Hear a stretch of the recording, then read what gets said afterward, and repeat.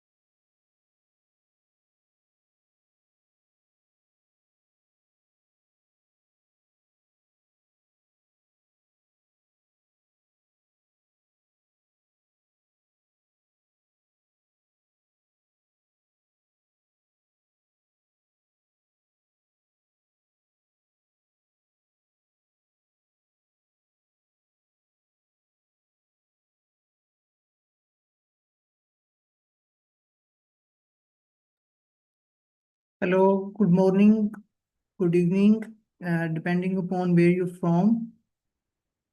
Welcome to the second International Graduate Research Conference. This is our day two of the International Graduate Research Conference, GRC 2026. I'm Mohammed Syam Akram, the founder president of Poultry Professional Society, and I will be your moderator throughout this day two session. So before we begin today's scientific program, I would like to acknowledge that this conference is being hosted virtually through Zoom and is also being live streamed for participants and students in the Department of Poultry Production, the University of Veterinary and Animal Sciences, Lahore, as well as through our YouTube channel, PPS, enabling broader engagement with the global poultry science community. So we are very grateful for our distinguished keynote speakers and for the participants who are joining us from around the globe. So once again, thank you everyone for joining us today. So before we begin, here are some participant instructions you can read on the screen. So after 1 or 2 minutes, we will officially open this session.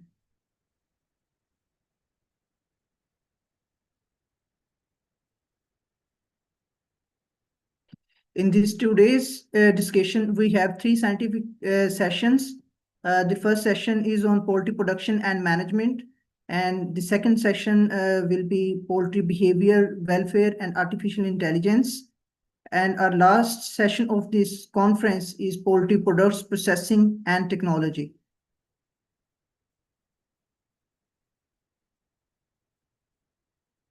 The first session of this today's conference is on poultry production and management, and it is chaired by Dr. Shahid Mahmood from the University of Veterinary and Animal Sciences, US, Lahore.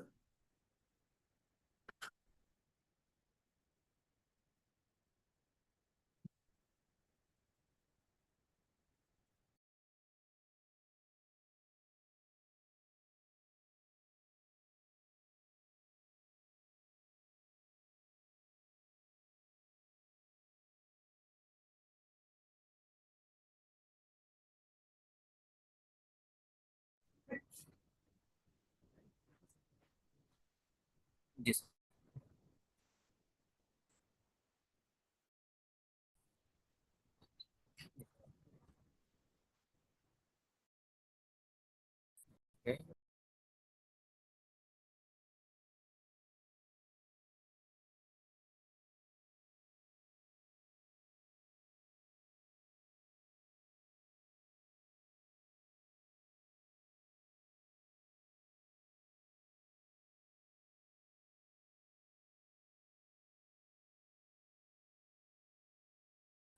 Hello, Mr. Siam.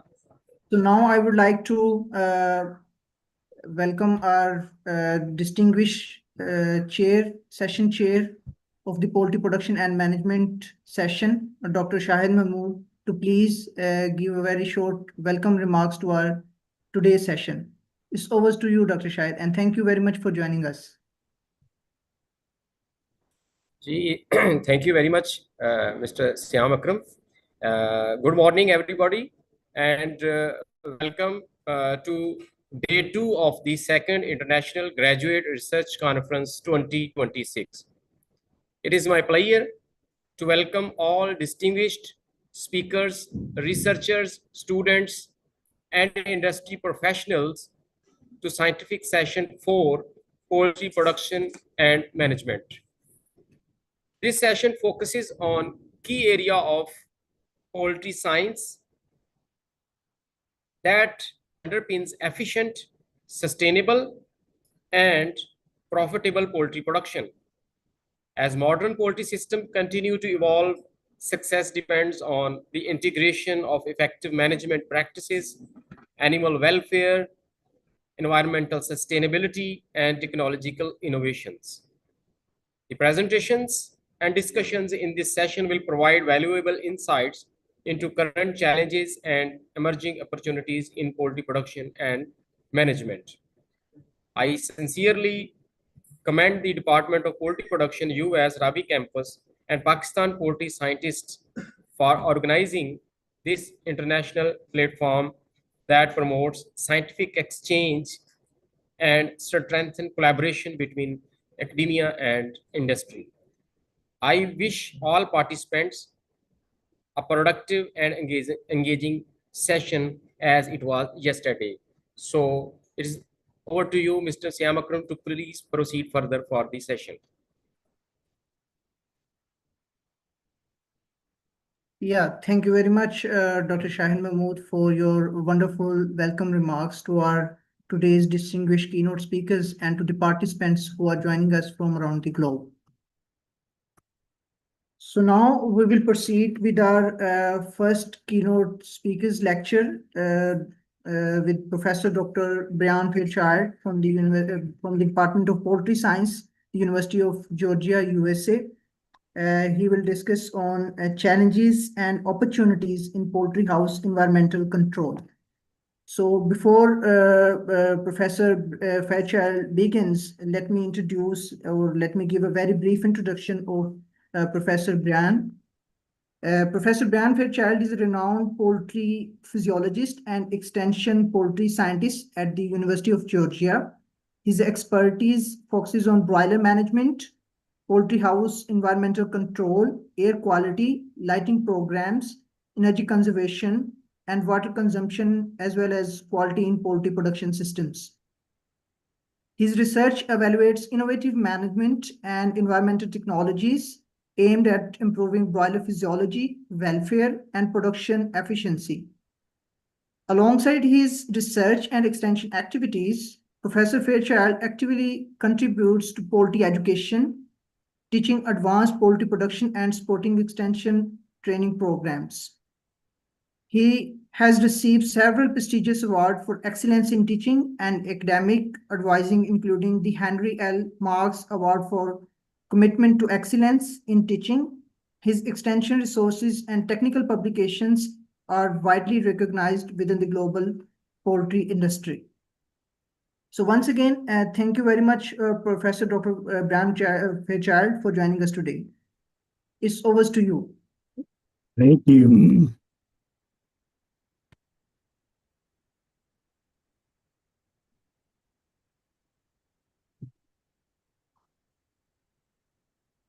Okay. Hopefully you can see my slides now. Yeah. Okay. Excellent. All right. Oops. Sorry. Let me get my screen straightened away here.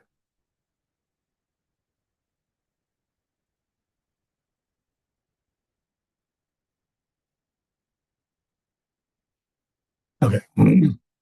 Okay, so thank you. So yes, I've been given the opportunity to talk a little bit about poultry house environmental control today. And so I'm going to start it off by just focusing on what do we try to do when we're designing a poultry house. And basically with the poultry house, we are going to focus on,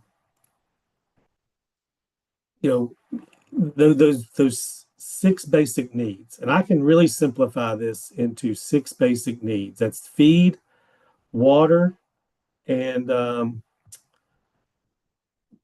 temperature. We got to have some form of temperature control, air quality, light, and I'm going to throw in one called protection from disease. Now, this is the one I'm going to spend the least amount of time talking about today, but it is what I think it's worth mentioning because when most people think of protection from disease, the first thing that pops into their head is vaccinations, security, and I'd offer up the house as a protection from disease because we confine the birds within a structure not only for environmental control, but it minimizes their exposure to biological vectors as well.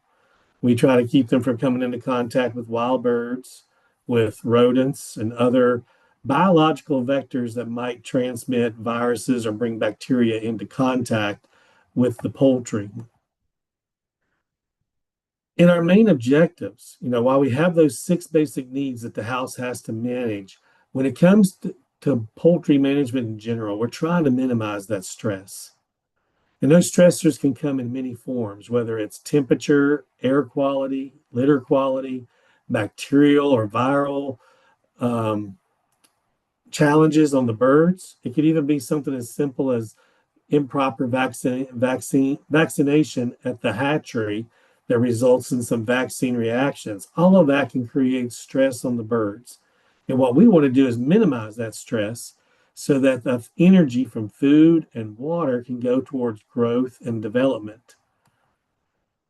Now, like I mentioned earlier, we can really oversimplify the whole procedure when it comes to designing a house. But when it comes to getting everything right and getting a successful batch of birds, whether it's broilers, turkeys, quail, ducks, whatever, we are looking at a lot of different steps that are involved to make this happen. It might be six basic needs, but there's a lot of work that goes into that. And this is just probably a partial list. It's just what I could come up with thinking off the top of my head. I'm sure we can sit here and brainstorm maybe 5 or 6 more to add to this. Now, in cold weather, our houses have to be designed to take care of chicks on the coldest day of the year. And so that's going to vary a little bit depending on whether we're talking about Canada or we're talking about Georgia or we're talking about Pakistan or Saudi Arabia, China, wherever. It's going to change based on what the environments are on how we're going to minimize or how we're going to construct our house and design that house to provide the best environment for the birds. So in cold weather, our objectives are an optimal environment. When this comes into when we think about what's involved in an optimal environment, we want to focus on temperature. Now, I don't want a perfect temperature. I don't want the same temperature from wall to wall, front to back. We need to have low variation, but there needs to be some variation so those chicks and those birds can choose their comfort zone. If some tend to be more hot natured, they'll move further away from the heat source. If some are cold natured, they'll move towards the heat source. And so we try to provide that opportunity for them to find their comfort zone. During cool weather, we want to maintain good litter quality conditions, which is also going to help us with better air quality conditions as well. And of course, we want to have the right lighting program. Now, I'm just focusing on the management at the farm level. I'm not going to get into nutrition. We're not going to get into vaccine, or we're not going to get into coccidiosis management or anything. Just what we've got to do to focus on the environment. Because if we can get all this done correctly, we can actually reduce the bacterial and viral challenges that the birds might face in the house by minimizing moisture buildup in the house and doing a good job of running that house environment.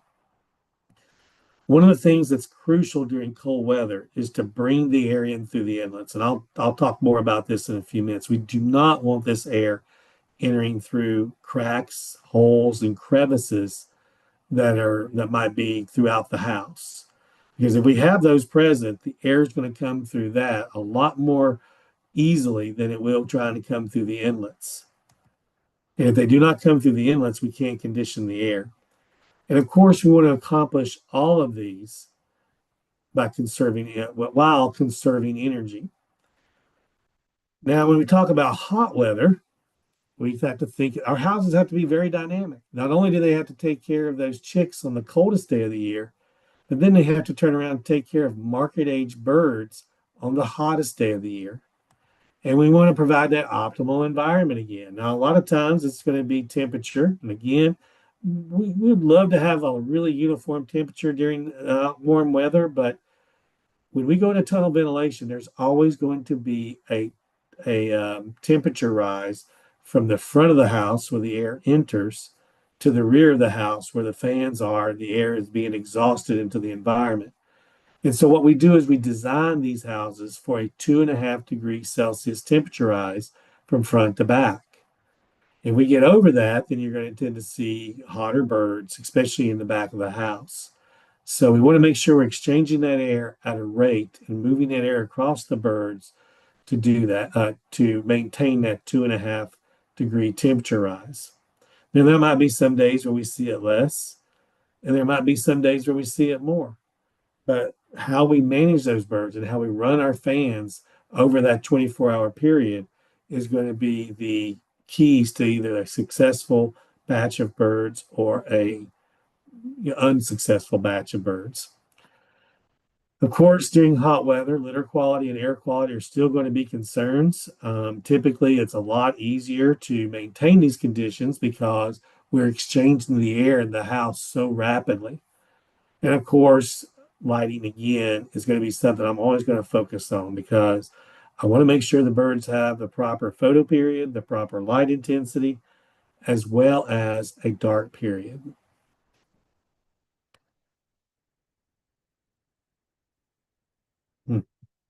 Okay. During this hot weather, we're trying to maintain at body temperature as close to normal as possible. Around that 41 degree is basically where I want to see that body temperature. If it starts to get over 41.1 degrees, then we're going to have warm birds. Eventually, that'll lead to panting and performance losses, not to mention stress on the birds. And we want to make sure that the air is coming through our tunnel inlet at the front of the house and not leaking through cracks and crevices and holes going down the length of the house. We've got to make sure it's all coming in the front so we get our maximum air movement over those birds to help cool them. And again, I want to do all of these objectives right here while trying to conserve energy, choosing the right fans, utilizing the technology, managing the house as efficiently as we can. Now, one of the things I think that gets people into trouble, especially in hot weather, is they tend to overthink things. I like to keep things simple. We're just going to try. We're not going to get too complicated with a lot of different changes every week. We're going to try to make as few changes as possible to maintain that environment because every time we make a change, it disturbs that bird's rhythm. Whether we change a lighting rhythm, whether you change the fans, whether you change when the lights turn off or turn on, the light intensity, it takes the birds a little bit of time to get used to it. And during that point of time, when they're still trying to adapt to the new environmental change, we will see a drop off in food and water during that acclimation period when they're getting used to the new environment. The other thing that I think in hot weather that people need to do, and both of these things are important in both hot weather and cold weather, is we got to pay attention to bird density. How many kilos per square meter do we have in the house? The more kilos we have, the higher the bird density, the smaller our margin of error. We've got to stay on top of this so that we stay ahead of that stress. We want to keep the birds warm. We don't want them to get cold. In hot weather, we won't keep them cool, but we don't want to let them get too warm. And so one of the ways, in the simplest form, is just to watch the birds. You know, to sit there and just watch their behavior. I monitor water consumption very carefully, because if I see changes in water consumption, it tells me a lot of what's going on inside the house from a management standpoint. And so I like to look at water consumption on a 15-minute basis when we're managing these birds. And these principles apply, and it doesn't matter what type of production system we have. It works across all the different types of poultry production systems. The broilers, the ducks, the layers, the quail, the turkeys, they all utilize these very similar management procedures. We might implement them a little differently. We're going to design the house a little differently to meet that bird's need, depending on that production. But some of the principles are actually the same in the way we accomplish this. So when we think about how housing has changed over the last 65 years, going all the way back to the 1950s, and we think about how these birds have changed, what's driven this change? And one of the first things we look at is, a lot of people are going to focus on outside conditions. Well, we got to look inside first, because if we take a look at the birds and we look how much they've changed from the 1920s to our current bird in 2025. And what this data is here is this is actual industry data. This is an average of the performance data in the U.S. And we see that over time, we've been marketing these birds at heavier and heavier weights. We do it in a faster time. We're growing these birds heavier, but they reach market weight in faster times. And the feed efficiency continues to improve a little bit each year. And we can see that downward trend in feed efficiency. So not only are we growing these birds bigger over here, and we're growing them quicker over here, but we're also using less feed to do this per kilo of body weight.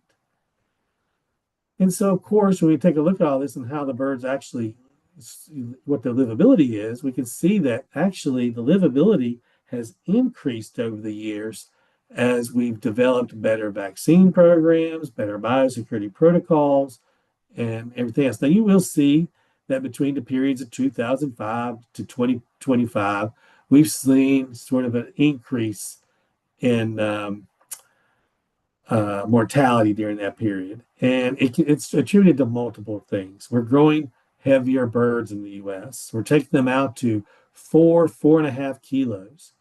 They're in the field for 63 days. And so that's a long time for something to go wrong. Infections, physiological, metabolic issues to develop that could result in some mortality. But the other thing that's happened during this time is we've removed antibiotics from the feed. And so we're raising birds without antibiotics. We're raising the birds at higher densities. And starting in 2015 in the U.S., we've had avian influenza creep into the mix. And so those type of major and easily transmitted diseases can have had an impact over the livability of the time. So when we take a look at our birds over time, and you can't really see it very well, but here's your day zero birds. These are the chicks on day of hatch. Not much of a difference. But what I would do every year in my class is we compare our 1950 broiler, the Athens Canadian Random Bred, ACRBs, to the modern broiler. And so this is one of my class projects from 2020, where they compared these two genetic lines here. And we measured them. We measured the body weights weekly, and we took pictures of them each week. And you see, as these birds grow, you could really tell a difference between that 1950 bird and the modern broiler until we got out to 5 weeks of age. And then we do some calculations, and we see that the modern broiler is growing at 5 times the growth rate, 52 grams more of average daily gain, 2.5 times more feed consumed, but it's actually 50% less feed per kilo of live weight. And basically, we're saving 3.5 kilograms of feed compared to what it would take to get that 1950 broiler to the same body weight. So it's really an interesting thing of how we can do this. And so the success of these flocks are going to be dependent on how well we do in managing the birds. Because the management of these broilers, if we take a look here at when they've been processed, you can agree that we've got a different bird. The 1950 ACRB is much different than the modern broiler. You can see that increase in demand tissue, that muscle mass. And then look at the supply tissues such as heart, lung, liver, and you see that that ratio of supply to demand tissues hasn't been maintained as well. So basically what that means is that these birds, these larger, faster growing birds, can become stressed much more easily than the Athens Canadian random bred birds did back then. They grew slow, they had poor feed conversion. I mean, they had poor performance in general. So they could take wide swings in environmental conditions. But now we've got to really keep that management close and keep it try to minimize as much error as possible. The other thing to keep in mind that due to these growth rates, the modern broiler is a lot more sensitive to heat and to generate more heat than we do. They're also more sensitive to relative humidity than we are. And so we got to keep that in mind, because when we think of the effective temperature, what it feels like to the bird, which is going to be a combination of temperature, relative humidity, air movement, bird density, all of those factors are coming together and to how that bird really feels. Because the house temperature may say it's 80, let's just say it's around 22 or 23 Celsius. But when you've got big birds and you've got high density of birds, you got low air movement, it could feel more like 26 to 27 degrees Celsius to those birds, depending on the level of humidity and temperature in the house. The other thing that we've done over the last 60 some years is we have increased the bird density that we're raising the birds at. In the 1950s, it was about 20 kilograms per square meter. Today, it's about 32 kilograms per square meter, and it can go as high as, it ranges from 32 to over 45 kilos per square meter. And so this is a lot more heat in the house that's being generated that we have to remove through ventilation rates. It's going to be, so it's not only more heat, but it's also more moisture as well, when we look at it on a per square meter basis. One more change that's been attributed to these growth rates is the amount of moisture, like I mentioned just a few seconds ago.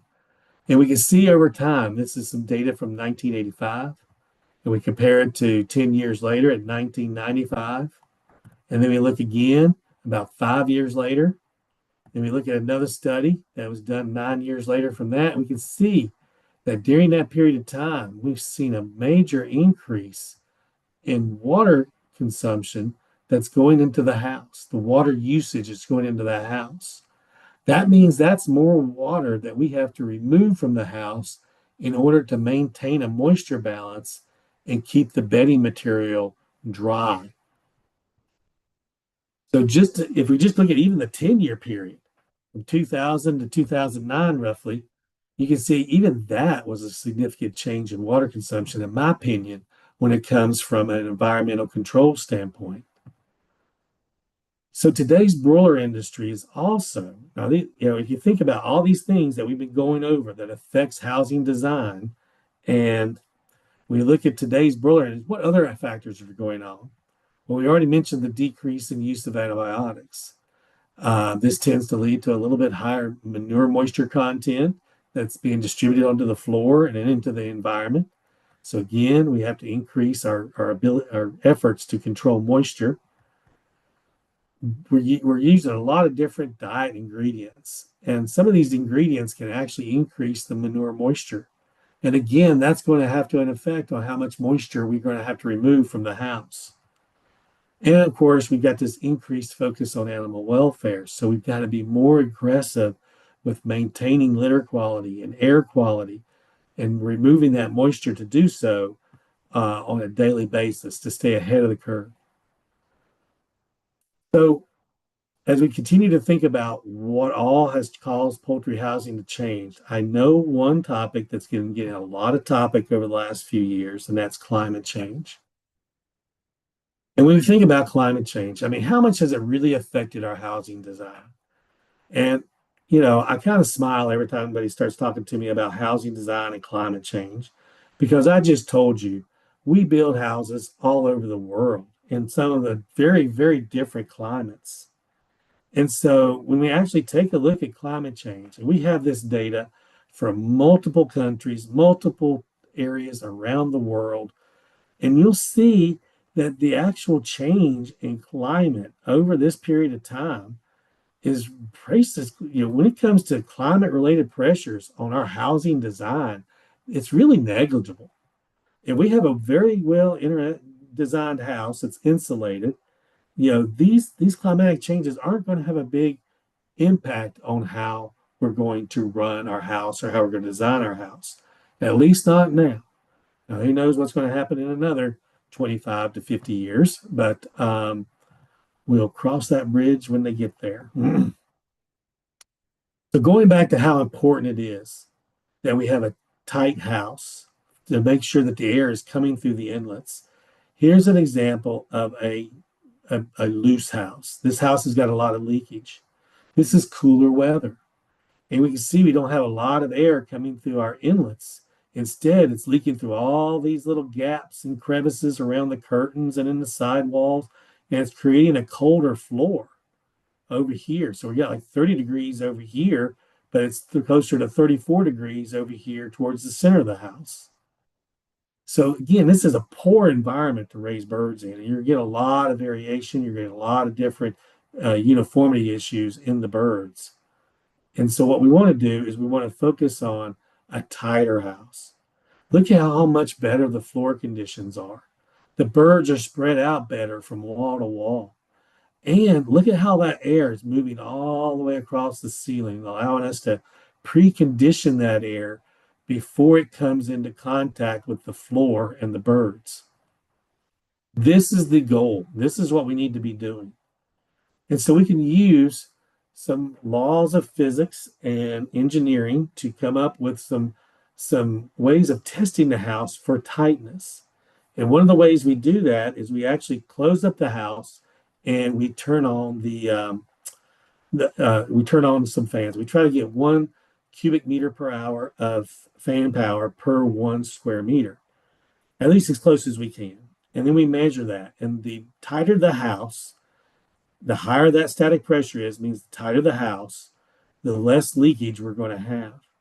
The less leakage we have, the greater the amount of air, the larger volume of air that will come through the inlets and be preconditioned. So we've developed a calculator, an app for you that people can download. It's available on both the Apple and the Android systems. And it's available in their different software stores for download, and it's free. You click on the calculators, and it's going to bring up our calculators. Now, we're only going to focus on the minimum ventilation calculator today, but you can see here we have our poultry house leakage calculator that will calculate that leakage based on your house tightness test. And we have a couple of newsletters on our website that walk people through that process on how to do that correctly. So we click on the minimum ventilation calculator. We're going to do this now. We're going to run through one quick example. And what we do is we use our current conditions to see if we're ventilating enough. And we can also use historical data to use this app to create a ventilation curve. And so what we want to do is we use our outside conditions, our inside conditions, including our inside temperature and the target relative humidity, which I really want that target relative humidity to be between 40 and 60%. That's what our target is.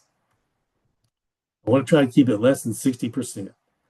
And we're going to take the moisture that needs to be removed that the birds added to the house. So we're going to look at the water meter, the water consumption from the day before. And then we'll put in our fan capacity that we're using. So in our example, we're looking at 14-day-old birds. And we're going to have a 27-degree inside temperature, 50% relative humidity is our target. Outside, it's 5 degrees Celsius and 50% relative humidity. They consumed 4,500 liters the day before. And we're going to use 3 exhaust fans that are moving 17,000 cubic meters per hour for our ventilation. We plug this into the calculator, and it's going to tell us what our absolute humidity is, which is going to be roughly in this situation, it's under these conditions, it's 3.2 mils per cubic meter. If we look at our inside conditions, if we get it down, get the water warmed up to 27 degrees, humidity maintained at 50%. Now our absolute humidity is around 13.4 mils per cubic meter, which means that we have the capacity to move roughly 10 mils per cubic meter of air exhausted through that house. So we can actually remove moisture under these conditions. And you can use this calculator to experiment and see how changing the conditions are going to affect the moisture removed.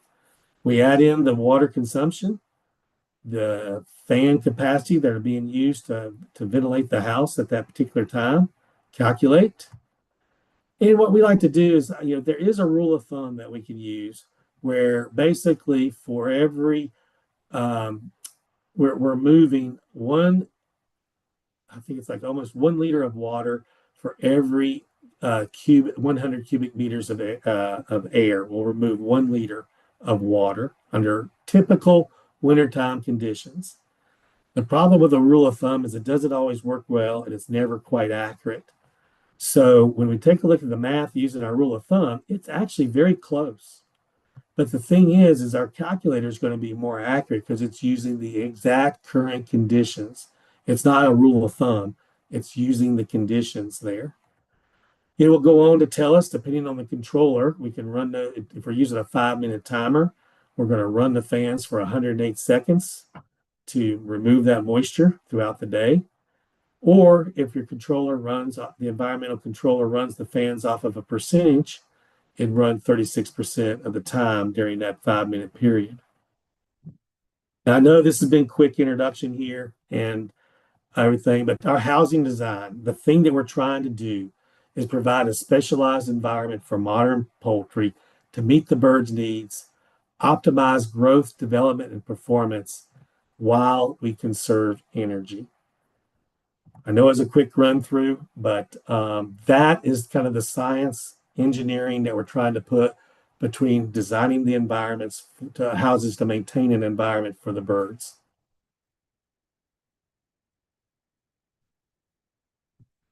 Thank you very much, Professor Dr. Brian Fairchild, for such a practical presentation. You have nicely presented. So if anybody have a questions from the participants, please type in the chat box. We will address your questions. So meanwhile, Dr. Muhammad Waqas, can you hear me? Yes, I can hear you, Mr. Sam. Is there any questions from the physical participants? No, right now there are no questions from the audience, and do you have there any are questions? no questions in the chat box. It's early in the morning. Is there any specific question from the audience? No question. They can always email me if they think of questions later. Just email me. I'll be happy to. Yeah. But thank you very much once again, Professor Dr. Brian Fairchild, for your wonderful insights. So we have prepared a certificate of appreciation as a token of love for you, and we will be happy to present it at the end of this session. We have 2 more presentations in this session, one from Dr. Brian Fairchild, Dr. Darwin Brian from the Pennsylvania State University, and the other is the oral presentation from a graduate student. I'll be honest with you. I'm probably not going to be online that long. It's about 2 hours past my bedtime. Yeah, so, we would be happy to share it via the email. Okay, I appreciate that. And I really enjoyed the invitation. I hope everybody found the information useful. You have a good thank you meeting. thank you so much. Thank you so much for joining. Okay, so now we would like to move to another presentations from Dr. Darren Byan from the Pennsylvania State University. He will present on optimizing dietary protein and indigestible protein fractions for enhanced performance and egg quality in commercial laying hens. So before Dr. Brian begins, let me introduce Dr. Darren Brian is an assistant professor of poultry science at Pennsylvania State University, specializing in layer and breeder production, egg production and quality, poultry management and welfare, and avian nutritional physiology as well as metabolism. He earned his PhD in animal science from the University of Saskatchewan, Canada in 2018, following an MSc from Dalhousie University, Canada in 2013, and a BSc from Nova Scotia Agricultural College in 2011. Dr. Brian research focuses on enhancing the efficiency and sustainability of poultry production systems by manipulating avian physiology through dietary management and environmental strategies. His extension program aims to build capacity in the poultry industry by training qualified personnel, fostering leadership development, and facilitating information exchange at local, national, and global levels. His scholarly contributions include publications on protein digestion, kinetics in poultry, and the nutritive value of canola meal for broilers. So once again, thank you very much, Dr. Brian, for joining us today. It's over to you.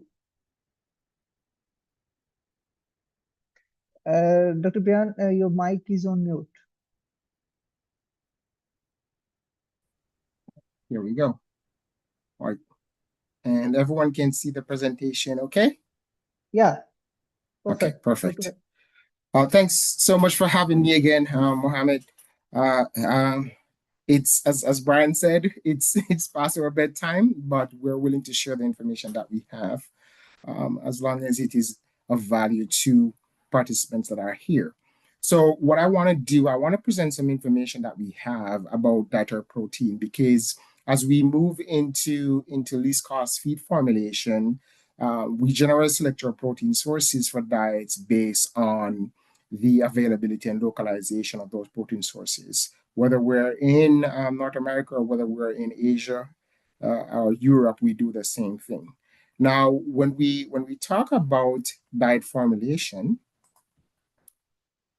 part of the background that I want to present to you is how we practically would normally formulate diets in a practical environment. And generally, when we formulate a diet, for example, we have different kinds of protein sources, we would mix those together to try and optimize the amino acid profile in that diet or to reach a target protein level. When we do that, we will be able to meet the bird requirement. But because nature is not perfect, we generally will have some excess protein or amino acids in that diet, right? And this can become a problem in certain situations, right? So one of the goals that we have now globally, we're trying to reduce this excessive proteins. And we can do that to some extent using amino acids, like free amino acids that are commercially available, but they're not all available. So we're still in a situation where we have excessive protein in our diets. And when we talk about organic production, that's even a little bit more, in a practical environment, we have a lot more excessive proteins because we have less synthetic amino acids that we can use in those diets. So we know from the literature that when we add that protein to the diet, we have some level of indigestible protein. Right? And this can affect bird performance. There is data in the literature that supports this. Now, one of the things that we realize is if we increase the dietary protein, it can become a predisposing factor to enteric diseases in poultry. And by increasing the dietary protein level, we also know that we can increase muscle growth, right? Dr. Fairchild just showed some information there. But we can also, about muscle growth in poultry, we can increase the muscle growth, and we can also increase egg size from the laying hen side. But one other thing that we notice historically is that once you increase the dietary protein level, we increase the metabolic stress because nitrogen is not retained in the bird. Generally, the animal will try to excrete the nitrogen. So there's a metabolic burden associated with that. So we try to keep our protein level minimal in the diets. Now, when we have situations where we cannot use a lot of excessive crystalline amino acids, like in organic production, or the protein source that we have available is the cheapest and the most available that we can use in the diet, then we might have a situation where we have high level of indigestible protein in that diet. Now, what we know from the literature and what we know from the research that have been done so far, this will lead to increased protein fermentation in poultry. Right? We have that information. We've had studies that confirm this. Now, the fermentation products that are produced from this protein, we have branched-chain, short-chain fatty acids that are produced, but we also have ammonia, which is one of the predominant metabolites that are produced from that fermentation process. And then we have amines as well, right? And some other metabolic compounds. Now, when we look at the ones that are generally considered to be a problem in poultry production and why we might have to ventilate a barn a little bit more is the ammonia, right? We're always trying to keep ammonia levels down because we know that ammonia, even within the gastrointestinal tract, ammonia is toxic to cells. And when it's inhaled in a poultry environment, it's also toxic to the respiratory system and the cells that are there. Now, from an animal burden perspective, we know that ammonia will increase the energy and the glycine need of poultry. That's a key thing. So if you're formulating your energy levels in your diet and your ammonia level goes up, that will also impact that, right? Now, one of the things that we try to pay a lot of attention to within the literature historically is looking at amines. Now, we have seen clinical signs where increasing amines cause gizzard erosion, and it depends on which kind we're looking at and the type that we're looking at. We've seen proventriculitis as well, and we've seen malabsorption in birds as a result of this excessive amine. And overall, those things generally will reduce the body weight and feed conversion ratio that we have had perfect genetics to help us to be more productive, right? Now, from a previous experiment that we did, we looked at, this is within boilers, we looked at 3 dietary protein levels. And our intent here was to stress the bird as much as possible with the highest level of protein that we could actually give them. And then we wanted to look to see how indigestible protein at each of those levels would actually influence the bird. And we had a gender effect as well. So some flocks, you might have only males, you might have both males and females. So in this case, we did both males and females in this experiment. Now, the diets were antibiotic free, and we also had a vaccination program that was run with these birds, right? Because we know the enteric disease predisposition process, right? That we have seen in the literature. Now, we ran the experiment, and when we looked at the data, we saw that we had around almost 11% mortality in the birds that were placed in the experiment. And from this, we looked a little bit deeper into that data just to see what was going on. And we realized that actually the birds that had low level of indigestible protein, meaning that they had very high level of digestible protein, were the ones that were dying from the experiment. When we looked at the actual causes, most of those were infectious causes, right? And then when we look at those infectious causes, we realize that we had some coccidiosis. So again, the vaccination interacting here at the dietary level. And then we saw a lot of systemic infections that occur in these birds. So now our question is, these birds were only for 35 days and they were broilers. What would happen if we have birds that we keep for an extended period of time, like laying hens? What would happen in those environments? And typically, the laying hens are not on the floor. They are in cages when we did this experiment. So does that change the scenario, right? So what we did, we conducted an experiment to look at three different dietary protein levels in laying hens, and we did a similar scenario, and we had different genotypes. So we had two major genotypes instead of having males and females here, right? And this was a long-lived study, so it was for a longer period of time. So from this, we hypothesized that the dietary protein level and digestive protein should have an impact, because we know gender does, on production performance, but we don't really know what that impact will look like, right? So to set off, the experiment was a 2x3x2 factorial design, CRD, and in this case, we had Lohmann, SL light, and we have the bovine. And the dietary protein levels were 17, 19, and 21.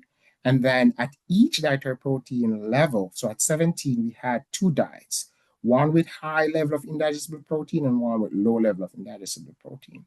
And we did that for the corresponding other two levels of protein. And we had 16 reps per diet with 12 birds per rep, because we wanted to make the experiment extremely powerful to really pick up if there was anything related to the treatments that were being applied. And the experiment was for a very long time. So we started at week 24 and we went all the way to week 63 of production. So just to give you some background on the diet formulation, what we did, we took each of the major ingredients that would contribute protein to those diets, and we looked at the in vitro protein digestibility, and we calculated the indigestible protein from that in vitro work. And then this was added to our formulation software. So if you're using Best Mix or Braille, you would have these values the same way you would put a value on amino acids for these ingredients. And what we were able to achieve is this. We were able to get a 17% protein ration where 3% was actually indigestible and 13.87% was digestible amino acids. And then the next one, we increased that indigestible protein to 3.7 and then reduced that digestible protein. And we have the common pattern being followed throughout the other levels of dietary protein. We did not have any medication in this case. And just because we're dealing with layers, we try to keep the methionine and cysteine level constant across all these protein levels using synthetic amino acids. Now, for data collection, we look at feed intake monthly basis, and we looked at egg quality monthly basis. We looked at body weight at week 24, week 44, and week 63 of age. And then we look at daily egg production, where we classify different characteristics of those eggs that were being laid, right? And the birds were actually in cages in this experiment. So we analyzed the data as a complete randomized design with a factorial arrangement, and we use an alpha of 0.05, and then we use the Tukey's test to separate any interaction that we might have between those treatments, right? Or the main effects. So when we looked at the mortality from the experiment, and this is the overall mortality from the experiment, we did not see anything as it relates to the treatments that we applied. And this was surprising to us. But again, we did not have a disease challenge with those birds. So more likely we might have seen a more pronounced response from the indigestible protein if we had a disease interaction. So throughout this presentation, I'll use this color scheme to represent the indigestible protein levels in the diet, main effect, and I'll use this color scheme over here to represent the strain of birds that we have, and then I'll use this color here to represent the actual protein levels. So none of the main effects that we looked at actually showed us anything. So because we did a lot of pathological necropsy examination, we had the data. So we went in and we looked at those necropsies just to look at each strain separate. No statistics here. We just look at bird numbers. And one thing we realized, in every treatment, we had some yellow, right? And that yellow was actually cage layer fatigue that we saw in this experiment. That was one of the predominant diagnostic that we saw. But if you notice, it's spread out throughout all the treatments. Almost every treatment had that in it. We didn't see anything from peritonitis, osteoporosis. We didn't see any major thing. We just didn't really see anything here that would relate to treatment. It was all over all the treatments that were applied. So we moved on to body weight, and we looked at the body weight for the birds at the end of the experiment. And what we noticed, we did not see a dietary protein response, which generally, if you don't keep protein under control, the bird body weight can still increase to some extent during that production phase. We did see a strain response to protein level, though, where the bovines, they generally responded well to dietary, not dietary protein, but the bovines generally had a higher body weight relative to the lowman. And that is expected because of the genetic strain that we know and the history of those strains. The next thing that we saw was a response of the body weight to actual protein level. And this is what I was telling you about earlier. We saw that response where as we increased the dietary protein level up to 19%, then we had a flat line. The body weight of the birds actually increased in response to that protein level. Now, when we look at the protein level on feed consumption throughout that entire time frame, we saw a protein response in the birds, right? And it was segmented in the data set. So when we looked at 32 to 35 weeks of age, we definitely saw a linear response to dietary protein, right? Within that early phase of production. And then again, as we get to 45 to 47, we saw another response for dietary protein, but this was in the opposite, where the feed consumption declined as we actually increase the dietary protein level. So here, the birds are actually responding to the protein based on their metabolic demand at each stage. Earlier on, they require more because you're increasing your egg size, you're increasing some of the body tissues, but when you get to 45 weeks of age, then most of the time growth will slow down, you have a steady pace of egg size, and then you realize they don't need a lot of feed intake if the concentration is okay for nutrients. So that's the reason why we saw a reduction here in feed intake. Now, some of the strain effect, we saw an interaction. So this is an interaction that we saw here where there was a strain interaction.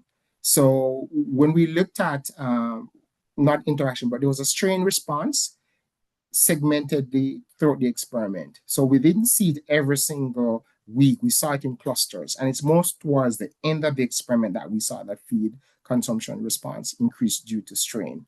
Right, so earlier on, before week 52, we did not see this response, but after week 52, it was very permanent, where the actual lowmans, they actually had a higher feed consumption versus the bovines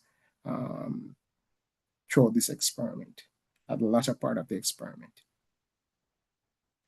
Now, when we shift over now to production matrix, and here I have the periods that we divided the data collection in because the experiment was so long, and then I have the strain response. For egg mass, we saw a pronounced strain response. Earlier on, up to week 27, both strains were pretty much performing the same way based on the statistics, even though it's trending towards significant. But after that 27 weeks of age, we saw a pronounced response where the lowmen were consistently producing higher egg mass versus the bovines. When we look at the effect of protein level, we saw a clear response here for protein level in terms of what the birds were doing. But it's not as clear as what we expected, right? We expect, okay, as you go up with protein level, egg mass will increase. But there's a plateau in laying hens, right? It seems like somewhere between 19 and 21, there is a plateau. We don't really know what that is. We don't know if it's 20. We're not sure or if it's 19.5, but somewhere between 19 and 20, there is actually a plateau. And it seems as if 19 is the optimal point. Once you get beyond that, up to 21, the bird egg mass, there's a metabolic burden. And as a result of that, your egg mass starts to decline, right, with that excessive protein.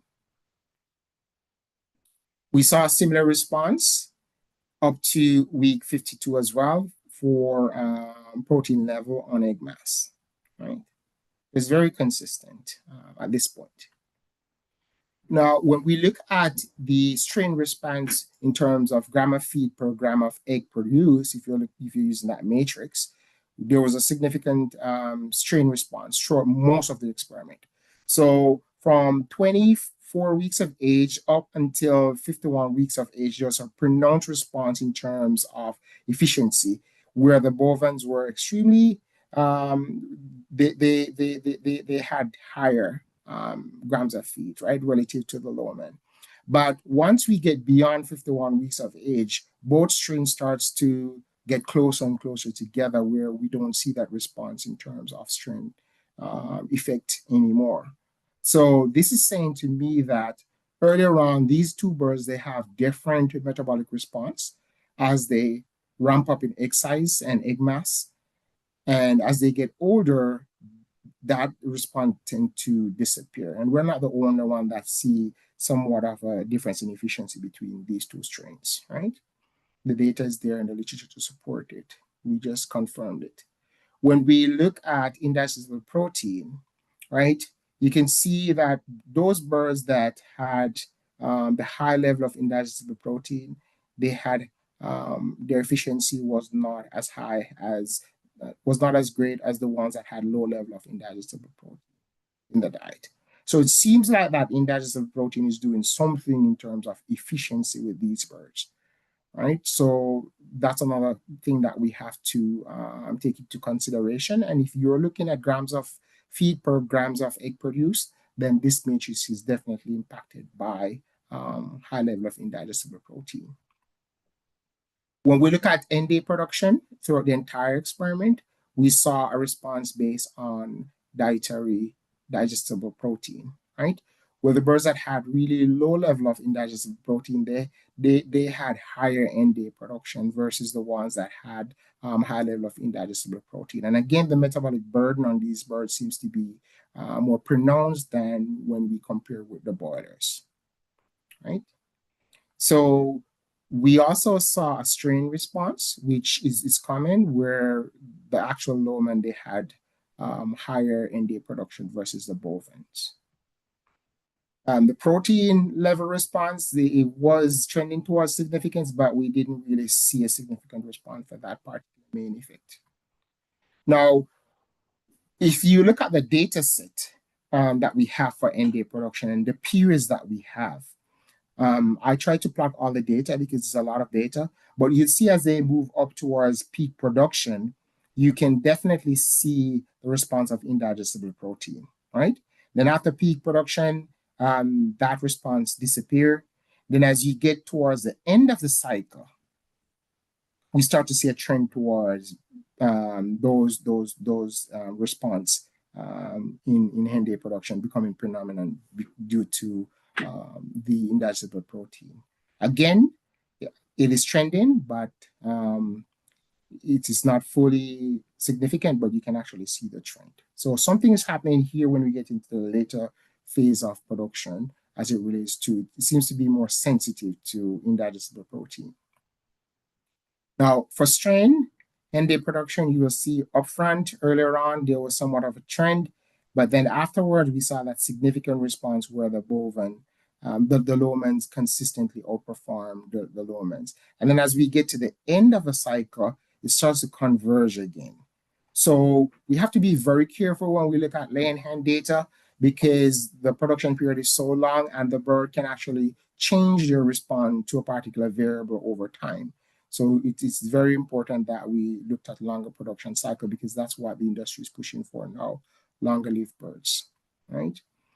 For egg size, we saw a strain response here, where initially we didn't see anything for both strains within period 1 up to 27 weeks of age.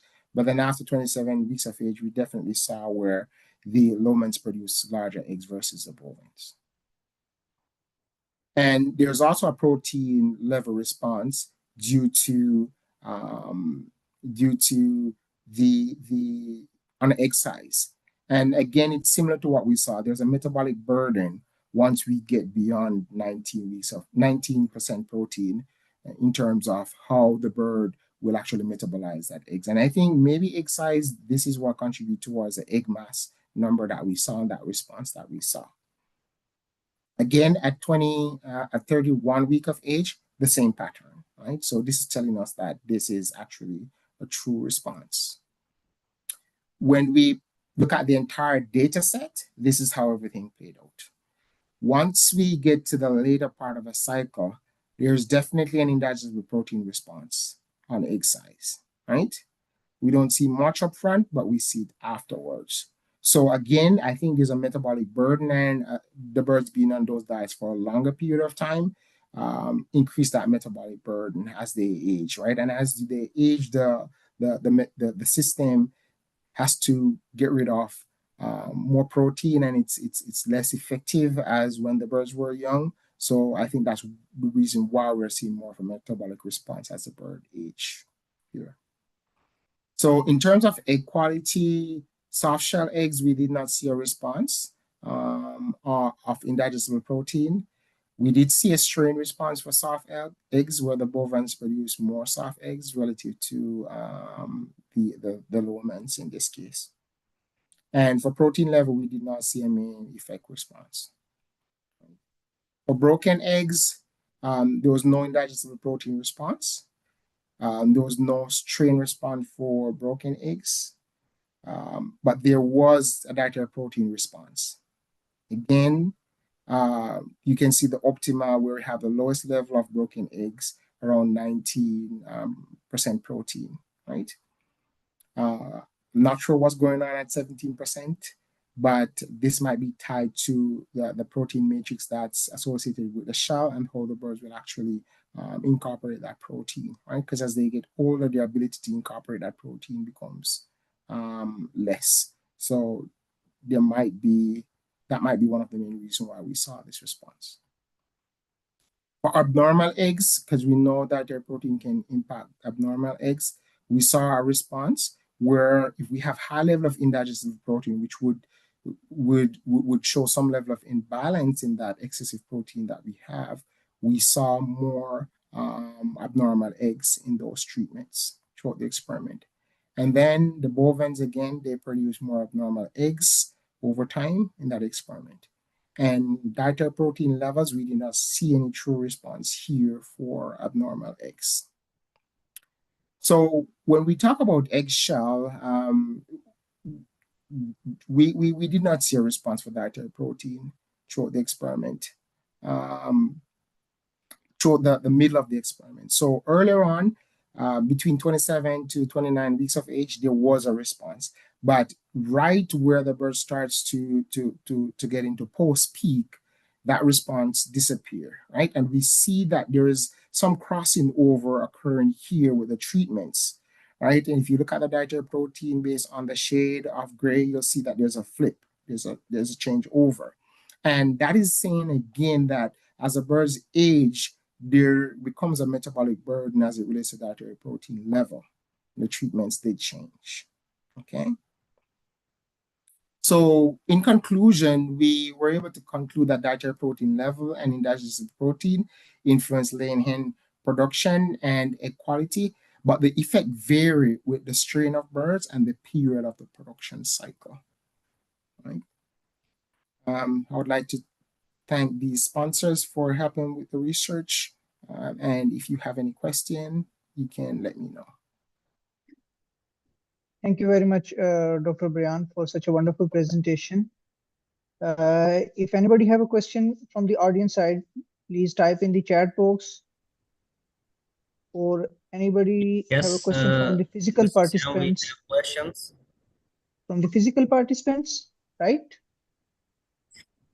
Yes, please. We have questions Now it's Thank over to you. you, Dr. Uh, Vikas. You will moderate the Q&A session.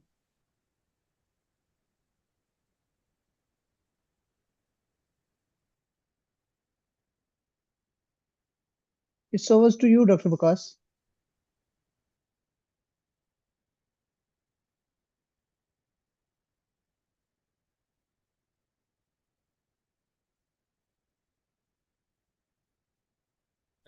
Thank you, Dr. Bayan.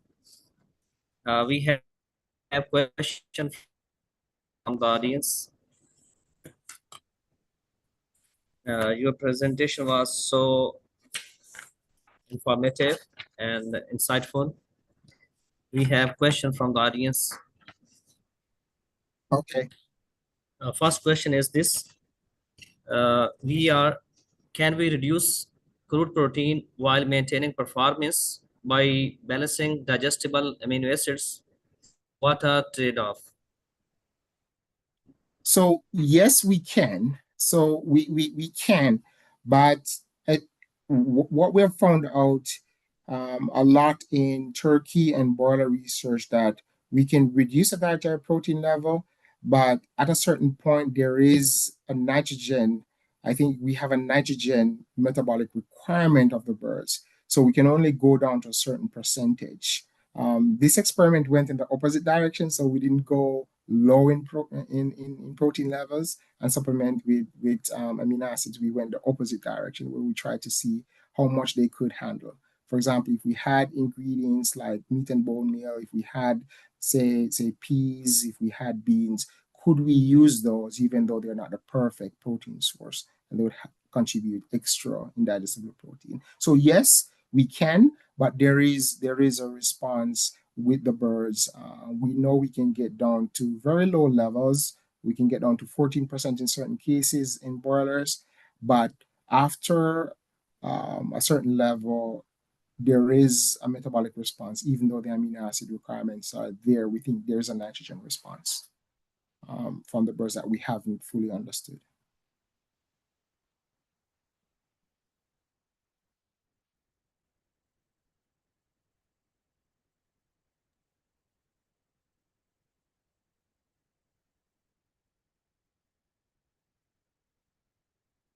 Yeah, Dr. Vikas, is there any other question? Sorry for inconvenience. We have some internet problems.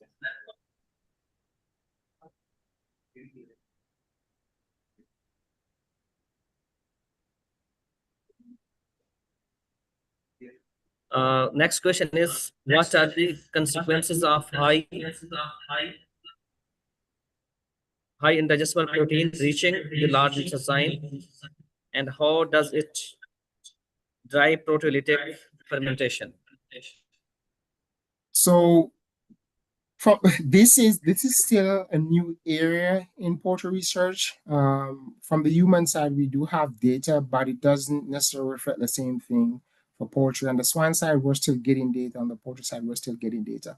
But we know that once we have that indigestible protein and it gets to the ceca of the bird, we have data to support that the ceca is selective. So depending on the particle size and depending on the protein composition, the ceca will choose to allow it to enter, or it will choose not to allow it to enter into the ceca. Then once it gets into the ceca, we have some fermentation taking place.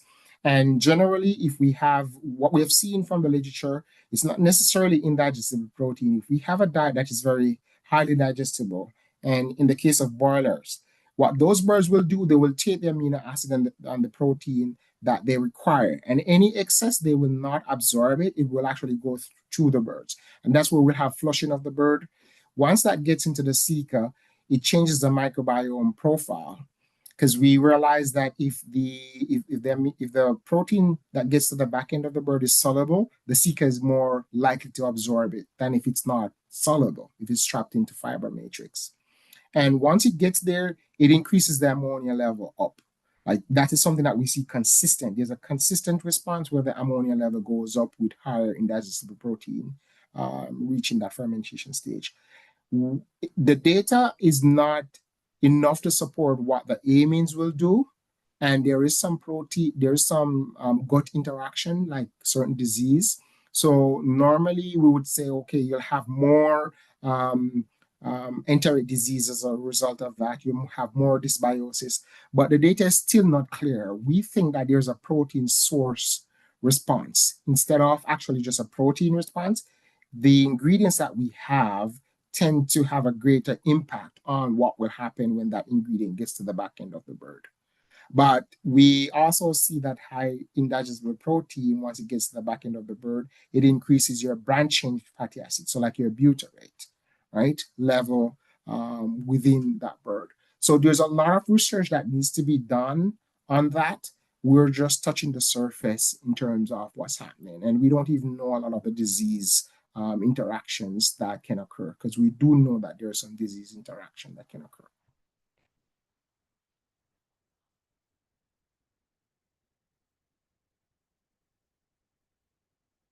Yes, Dr. Vakas.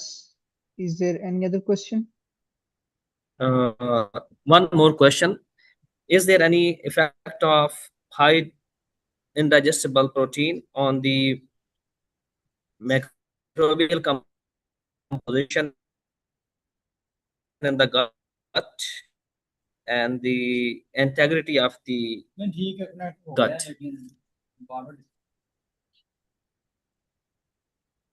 So I Dr. got the Vakas, part can you about, type this question in the chat box?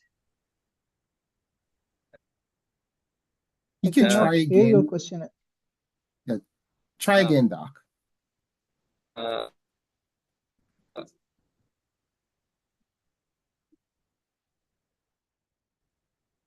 am I audible to you, please? Yeah, you are audible, Am but I there is a audible to you, please? Yeah, okay. Yes.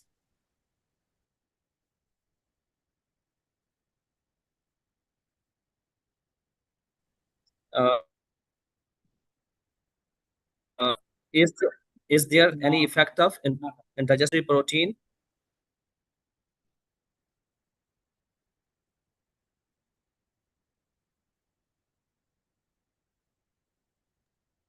Dr. Vakas, it's better to please type that question in the chat box. We cannot hear your question completely.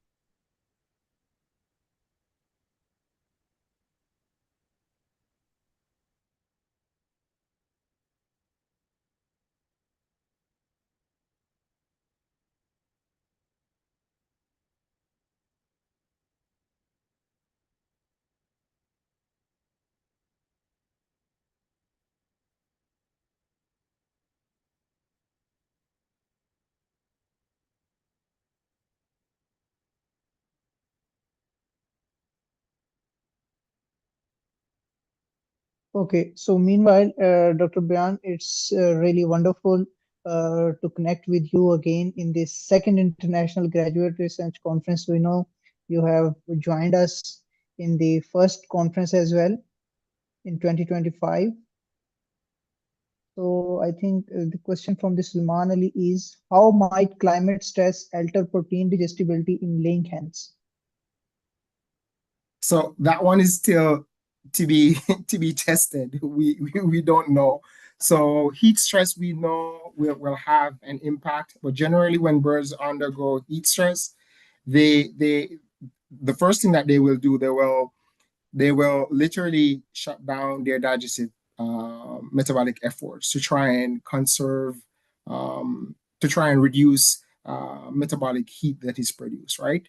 So we know that, but we're not sure what will happen when that occur. We just don't have the data. We just don't have the experiments. On the cold side, we know that birds will actually reduce feed intake once they get too cold because they just don't want to go to the feeder, they don't want to heat.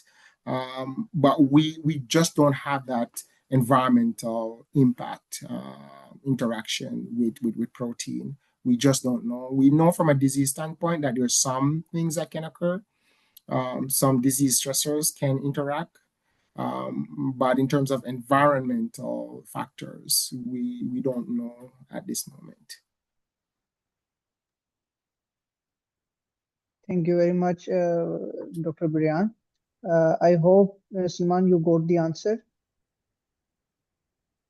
Mohammed, you have my email, so if they have questions, they can the audience can actually forward those questions to me, and then I'll try to address those in an email and send it back to them.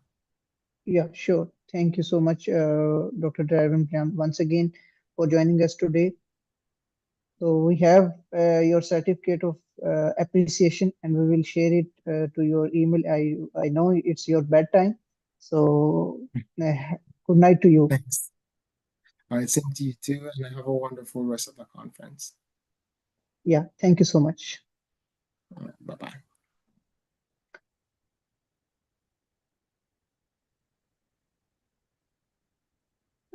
Dr. Dr. Shahid Mahmood, can you join us in the closing session of poultry production and management?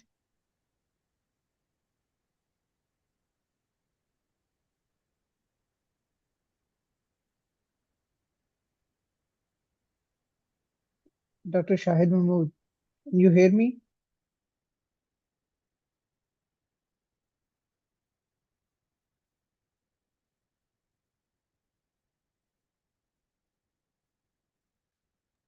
Mr. Sam, just 1 minute, please, as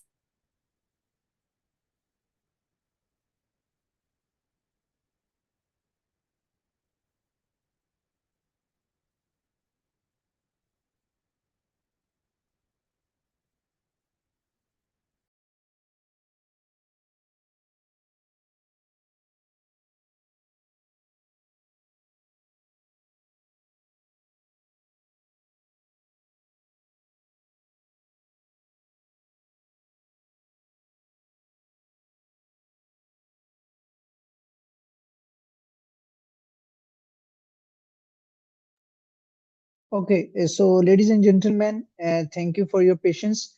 Uh, I would like to acknowledge Dr. Brian Fairchild presentation and his time that he contributed to the GRC 2026.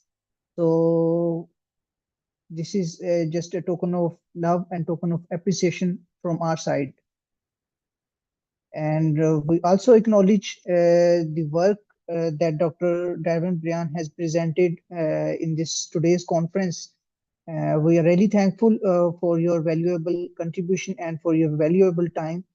This is our certificate of appreciation to you, Dr. Darwin Brian, and thank you very much once again.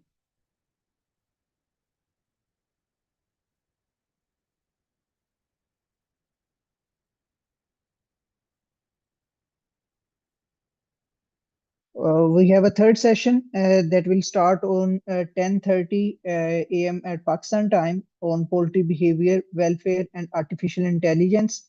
And that session will be chaired by one of our professor from the University of Agriculture, Faisalabad.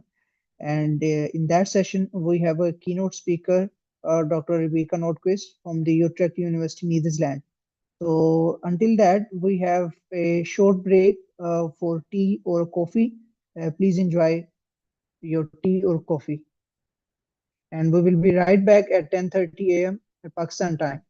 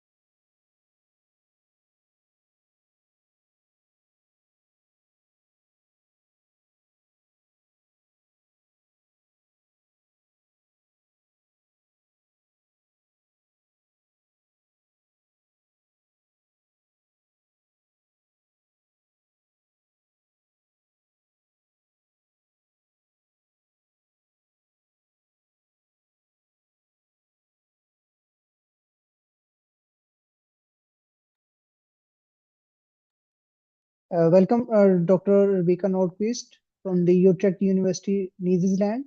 Thank you very much for joining us. You're very welcome. I don't know, do you want to me to share my try to share my slides now, or do you want me to wait for a minute for the official opening?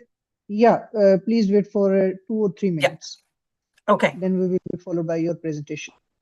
Yeah. So now I would like to request our session chair of the Poultry Behavior, Welfare and Artificial Intelligence session, Dr. Omar Froug, Associate Professor from the University of Agriculture, Faisalabad, Pakistan. So, sir, it's over to you. Please give a brief welcome remarks to our today's session.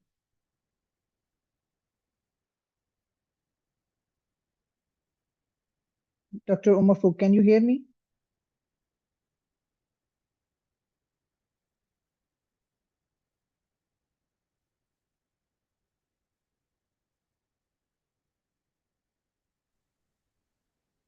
Hi, can you hear me? Yes, sir. Okay, thank you very much. Good morning and a warm welcome to everyone on the scientific session, 5th scientific session of 2nd International Graduate Research Conference 2026. This session focuses on poultry behavior, welfare, and artificial intelligence, emerging areas that integrates animal welfare science with advanced technological innovations to improve poultry production systems. Understanding poultry behavior and welfare is essential for ensuring sustainable, ethical, and efficient poultry farming. At the same time, AI-driven technologies are creating new opportunities for precision monitoring, decision-making, and management of poultry flocks. I commend the Pakistan poultry scientists and the Department of Poultry Production, UAS Ravi campus, for providing an international platform that promotes scientific exchange and collaboration in these rapidly evolving fields. I wish all the participants a productive and engaging session. Thank you very much. Thank you very much, Dr. Omar Froug, for your wonderful remarks. So now I would like to request our today's keynote speaker, Dr. Rebecca Nordquist. She will present on welfare starts before hatch, chick behavior and physiology in novo. So let me give a very brief introduction of our today's speaker, Dr. Rebecca Nordquist.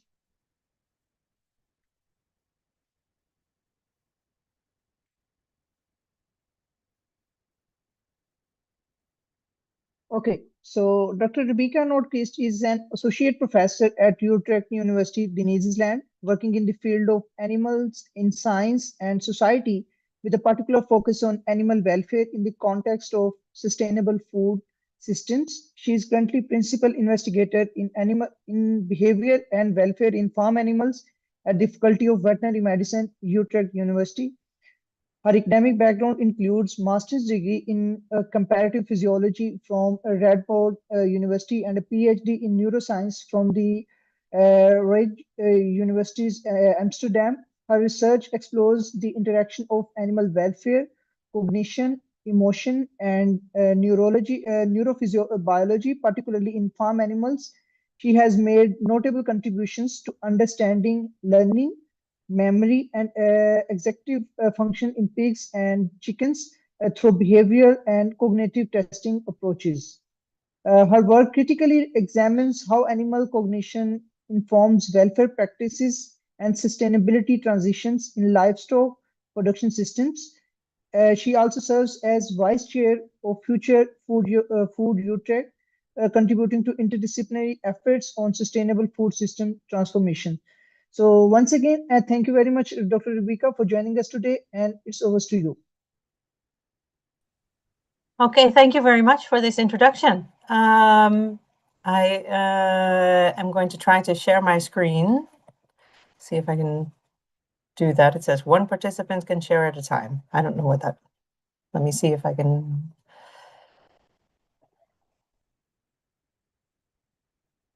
So, oh, this looks like it might actually be doing, hang on.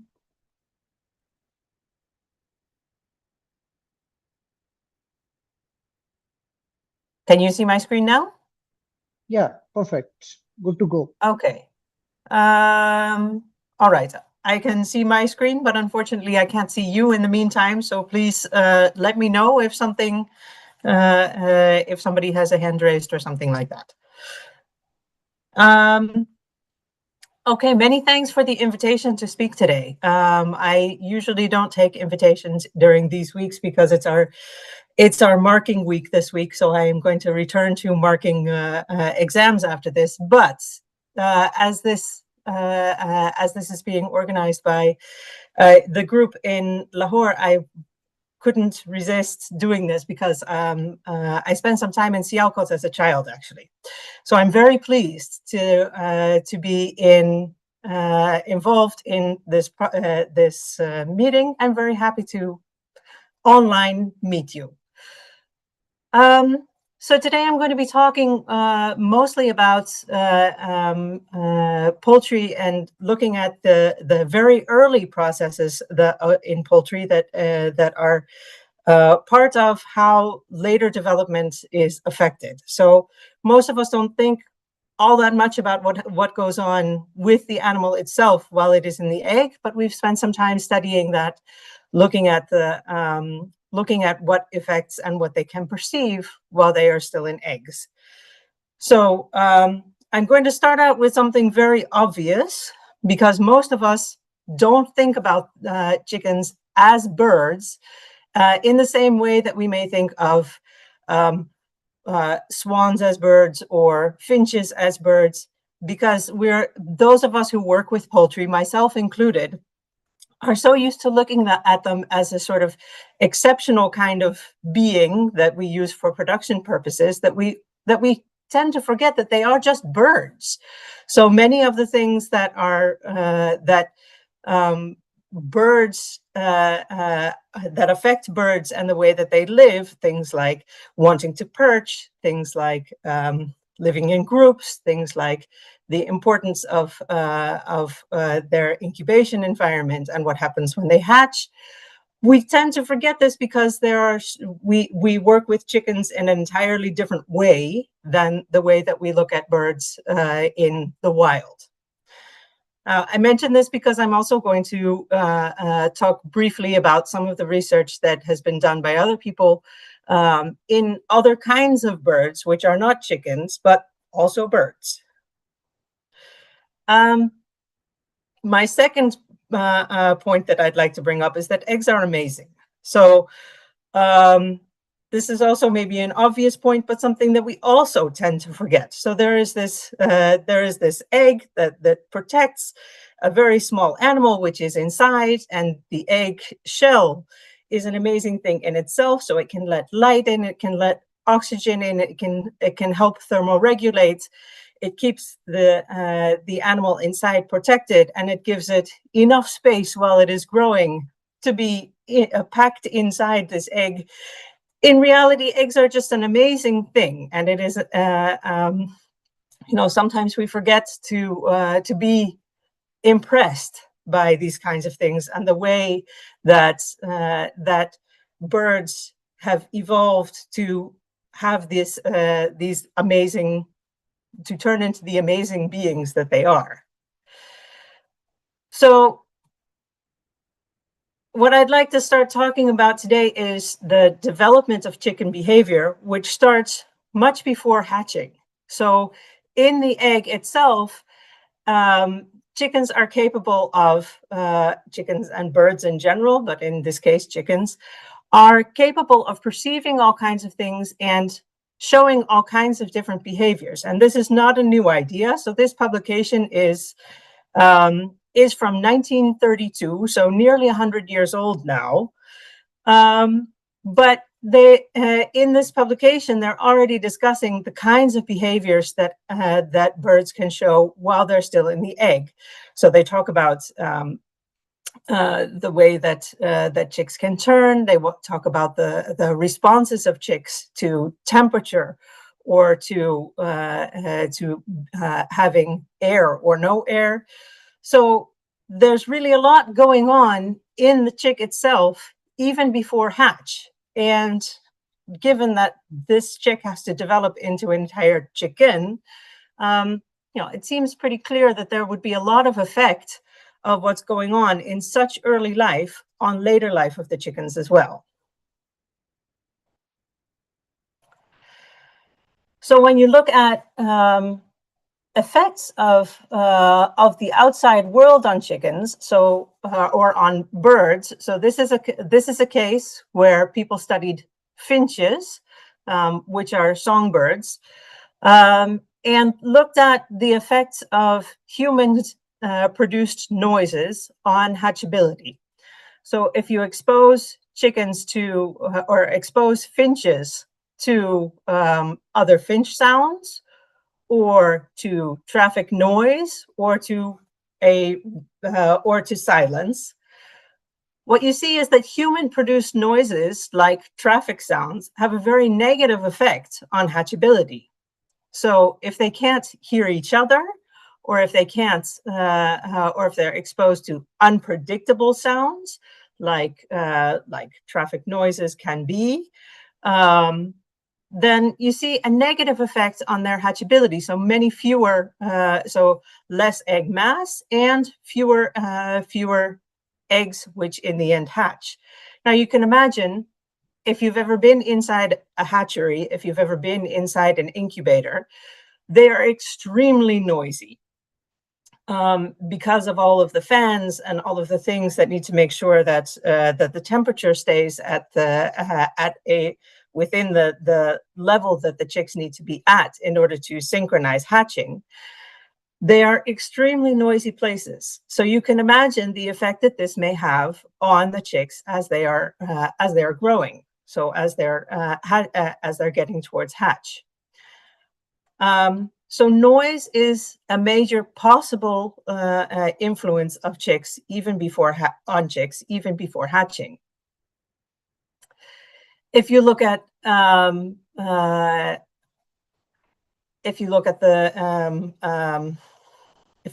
gulls, so these are seagulls, which are found usually near the sea. Actually, a lot of them around here. What you see is that animals which are exposed to parent gulls, which make a lot of noise, so they call them the chatty gulls, so the ones that squawk a lot at each other, that they show an effect of that compared to the quiet parents. So, excuse me. The DNA methylation and corticosterone, which is a stress hormone, is affected by whether the animals are exposed to either chatty parents or to quiet parents. So those which have quiet parents respond more to a stressor than those who had chatty parents who talked to them, who made more goal-specific noise while they were around. So this all points towards the importance of what the animals are exposed to while they're still in the egg. Now, given all this, these are two examples. There are a lot of different kinds of examples from different kinds of birds. We started looking at, in my group, what kinds of different things could have effects on chicken eggs after fertilization and during incubation. Since much of the parasympathetic and sympathetic systems are already developed when you look between fertilization and hatching, much of the systems are already developed by 80% of incubation. So some of them continue to develop post-hatch, but many of them are already quite well capable of responding by 80% of incubation. If you look at the stress systems, So looking at their development while they're still in the egg. By day 14, both the adrenal gland and the pituitary glands are almost fully functional. So they're already producing parts of the HPA system. And the hypothalamus starts to respond by day 16, embryonic day 16. So sort of mid to second 2/3 of hatch.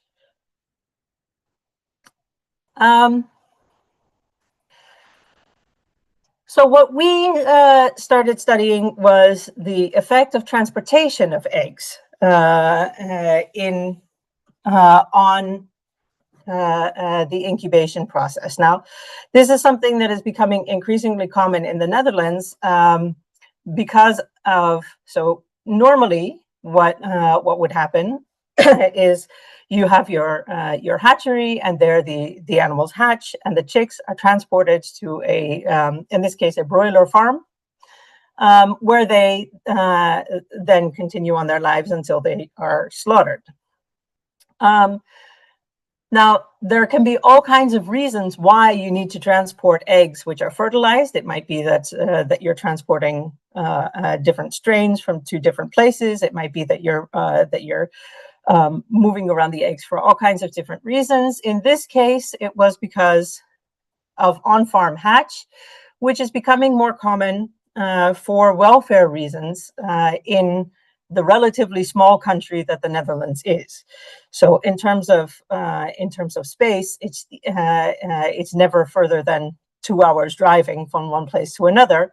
So you can relatively easily move fertilized eggs at day 18 to a farm and then have them hatch at the farm, which means that you don't have the transportation stress that you normally would have for chicks, which has a very strong effect on their health and well-being. So transporting day-old chicks is quite stressful for them. So you can imagine if you can transport the eggs and have them hatch at the farm, it might be less stressful for them. And so far, different studies have pointed to also better results in terms of growth, in terms of stress responsivity, in terms of the number of animals that hatch at on-farm hatching. But we also asked ourselves, if these animals are so capable of perceiving things while they're still in the egg, what does transportation mean for them? So is transportation stressful to the animals while they're still in the egg? They're usually transported on embryonic day 18, by which point, you know, a lot of systems are very much active. So what we did was we involved a trucking company, which makes trucks to transport chickens in our area. This is what the inside of the truck looked like. And we had we transported our eggs at day 18, either for a short period, which was 49 minutes, or a long period, which was 219 minutes. So these were Hubbard's broiler eggs, which were transported to to our facility at the veterinary school. We had still have these measuring systems, which is called the Egg Buddy, which can measure heart rates of the embryo inside the egg.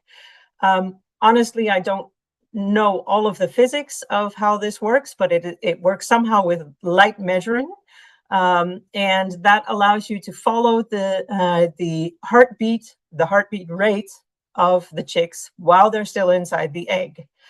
And we wondered, would it matter whether you transported the eggs for a short period of time or a long period of time, the response of the chick while it's still inside the egg? We measured after they had hatched, also their growth and behavior, as well as their corticosterone responses.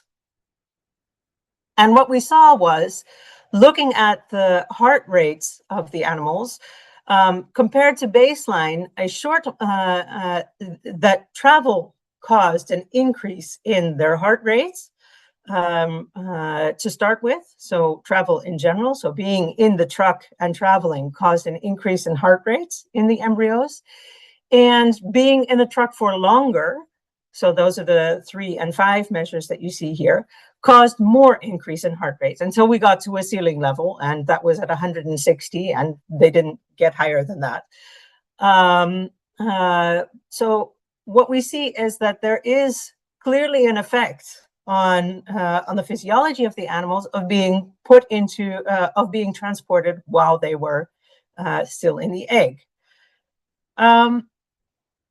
Looking at the effects on the long term, what we did not see is effects on growth. So the animals grew; their body mass was as expected. So we didn't see any difference between short or long term transported animals once they had hatched. And we also didn't see any effect on long-term stress hormone measures, which we measured from the feathers of the animals in terms of their physiology. So our conclusion here was we see acute effects of transports. We see longer effects of longer transports. But from the measures that we saw, we didn't see long-term effects yet of longer transport. So this points out that, it's important to keep in mind when you're transporting your eggs that it does have an effect on the chick inside, but it's still for things like on-farm hatch or for things that may be helpful to them on the longer term that may outweigh the short-term stress that we see from transportation. So this is one thing that affects the chicks on the chicks and their physiology. Just to quickly go through another project that we've done on chicks or on in ovo. So this is a project done by a PhD student of mine who graduated 2 years ago, Maeva Manet, as part of the Chicken Stress Project. These are layer hens. Obviously, you can see that from looking at them. She looked at 2 different things. One of them was the differences in hybrids, so brown compared to white. And even this was just a film that she made in our facilities. You can see, obviously, brown chickens very much more approaching people and curious and coming their direction, and the white chickens more afraid and less likely to come towards a person, even though they know the people. I'm not going to talk much about the hybrid differences that she looked at today, but we also were interested in looking at light during incubation. Now, this is always sort of I don't know if you can see my mouse, but this is sometimes a difficult picture to interpret if you're not used to looking at it. But this is the way that a chick towards the end of incubation is packed into an egg. And what you see is that one of the eyes is put towards the eggshell. Now, eggshells are translucent, so they let through some light, and that one eye is stimulated while the other eye is not, because it's inside the egg. And that helps, that determines part of normal brain development, having one of the eyes exposed to light and the other is not. Now, Leslie Rogers has done a lot of research on that, on looking at what the effects are of light on brain development. And she has seen that if you either don't expose the chicks to light or turn their heads and expose the other parts, that really changes the way that their brains develop. So we decided to look at the effects of light during incubation, since in broilers, there have been some studies showing that light during incubation affects behavior in later life. So it affects their brain development and also affects their behavior, and it may also affect feather pecking. But those were all in broilers. So we wanted to look at this in laying hens as well. So we looked at the effect of green light. You can see here green LED lights during the entire incubation process. and genetic background as well, which, as I said, I'm not going to talk about today much, but it was part of these experiments. To start out with, we measured whether we can see light actually coming through the eggshell and whether we see differences between the brown and the white eggshell. Now, perhaps not surprisingly, the white eggshells let through much more light than the brown eggshells. This had not been measured in this way before, so we didn't have the data to show this yet. And we see now that indeed, if you look at the light that white eggshells let through, it's much more than the light that brown eggshells do.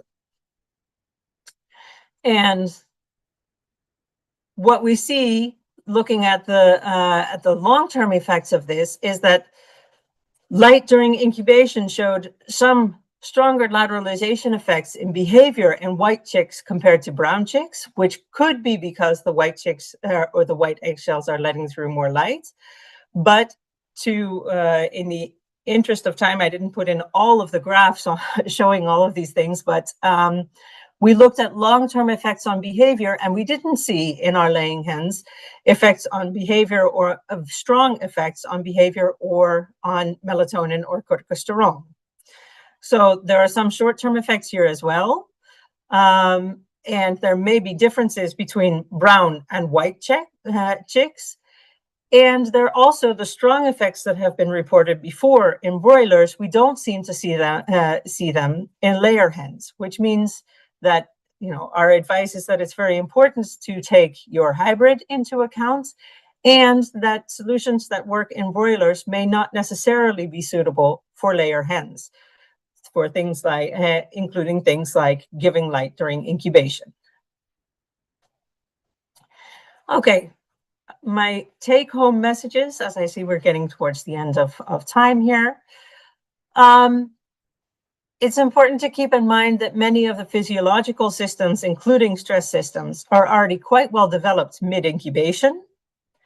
The chicks can perceive much of their environment already when they're in ovo. And the way that we handle chicks during incubation has short-term effects and possibly long-term effects on their development later on. And this is what I wanted to, I'm going to stop sharing so that I can see you again. And this is what I wanted to talk about today. Thank you very much, Dr. Rebecca Nordquist, for your wonderful presentation. I must say that was really engaging and interesting presentation. And I hope all our participants get benefited from your expertise, what you have shared. Thank you. With this, I would like to invite Dr. Umar Farooq once again to please present our certificate of appreciation to our distinguished keynote speaker, Dr.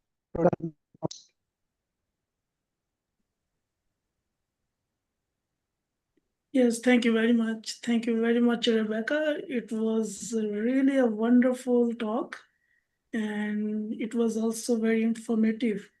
So before I conclude this session or appreciate, just one question that when you measure that heartbeat and then you take it to the incubator, and then on the other hand, you take it to the farm for hatching. So do you think that there is some kind of correlations or some kind of stressors that are predicting that how it will affect the production and the behavior of chicks? Yeah, I mean, from the chicks that we followed, which was a small group, because we were measuring the heart rates, we didn't see any differences in terms of weight gain or on what we were looking at. Now, the differences or the transportation that we used may have been too short, because it was 200 minutes is maybe a long time for a chicken, but for the chick at the time, but is not an extremely long time of transport. So I think that if you look at more and longer stressors, you might see differences on production parameters as well. But what we do see is looking at the on-farm hatch. So these are so people do this now and have flocks that are transported and then hatch on farm, and they do quite well. So apparently the transportation while they're in the egg has a short-term effect, but it doesn't outweigh the benefits of being transported in an egg rather than being transported as a chick. Okay, anyway, the research is continues and hopefully there will be some more differences to see. Anyway, thank you very much. The presentation was very good and it highlighted importance of integrated behavior research, welfare that is not very much common here in Pakistan. I think we will do have that kind of research too. Some kind of research are going on at US, even at Patoki campus. They are working very well. So about your presentation that really highlighted important areas, welfare assessment, and also some kind of artificial intelligence technologies that can measure the health, productivity, and sustainability. I encourage all participants to continue exploring innovative approaches that bridge scientific research with the practical applications for the future development of poultry industry. So thank you very much for this session. Thank you. Thank you very much, Dr. Rebecca Nordquist. So just a token of love and a token of appreciation from our side. So we have prepared a certificate of appreciation for you. So this is a kind of kind gesture from our side.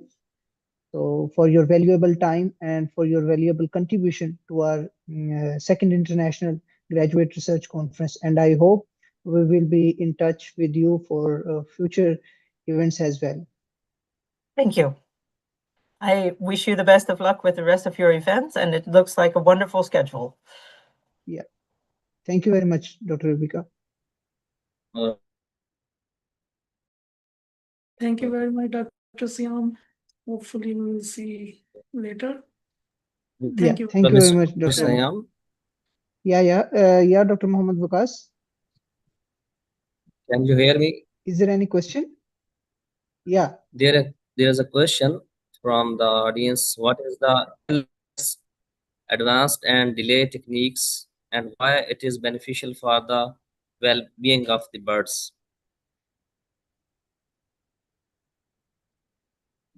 This question is put in the chat box. Okay.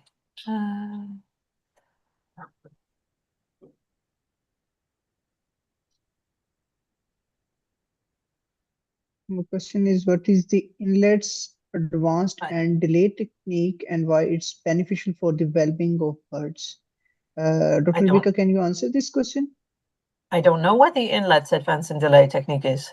I think that question was from our first presentation that from the presentation of Dr. Brian Fairchild from the Georgia University. He has presented on poultry management practices. So I think that question is more likely relevant to that presentation. Okay, Actually, so thank you very much.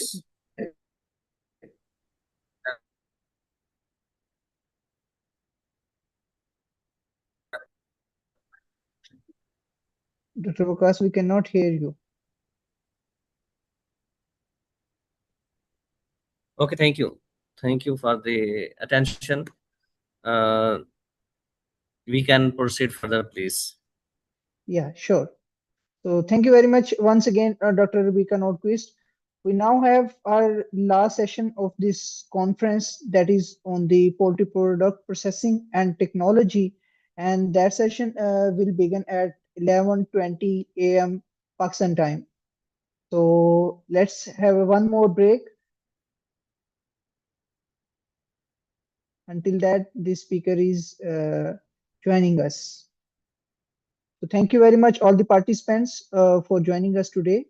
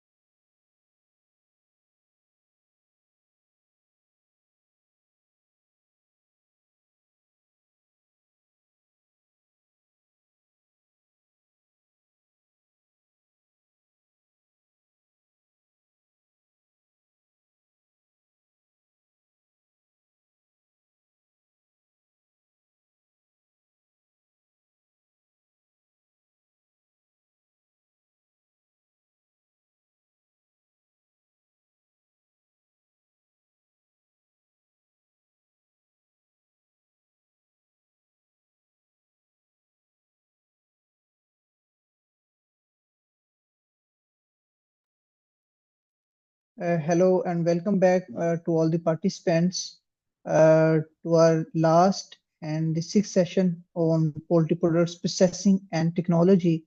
And in this session, we will be joined by our two keynote speakers. One is from the University of Connecticut, USA, Professor Dr. Mary Amalrajo. So she will present on engineering the poultry microbiome for performance and food safety. So we are honored to be joined by Dr. Mary. So thank you very much for joining us. So before she begin, let me introduce or give a brief introduction her. Professor Dr. Mary is a professor of food microbiologist in the Department of Animal Science at the University of Connecticut, United States. She holds a PhD in animal science from the University of Connecticut, a master's degree in animal science from the same institution, an MSc in animal biochemistry from the Indian Veterinary Research Institute, and a Doctor of Veterinary Medicine from the university in India. Her research focuses on foodborne pathogen survival, virulence mechanism, and microbial persistence across the food chain. A central theme of her work is the application of probiotics as natural interventions to control foodborne pathogens in both poultry production and food systems. She also evaluates hurdle technologies to enhance farm to fork food safety and reduce pathogen transmission. In addition, her research explores probiotics as alternatives to antibiotics and as functional tools for improving gut health in poultry. She actively contributes to teaching, mentoring, and scientific leadership in food microbiology and public health. So once again, it's an honor to be joined by Professor Dr. Mary. He is promoted this year as well. So congratulations to you as well. So let me stop my screen so that you can share your slides. It's over to you, Professor Mary, and thank you very much.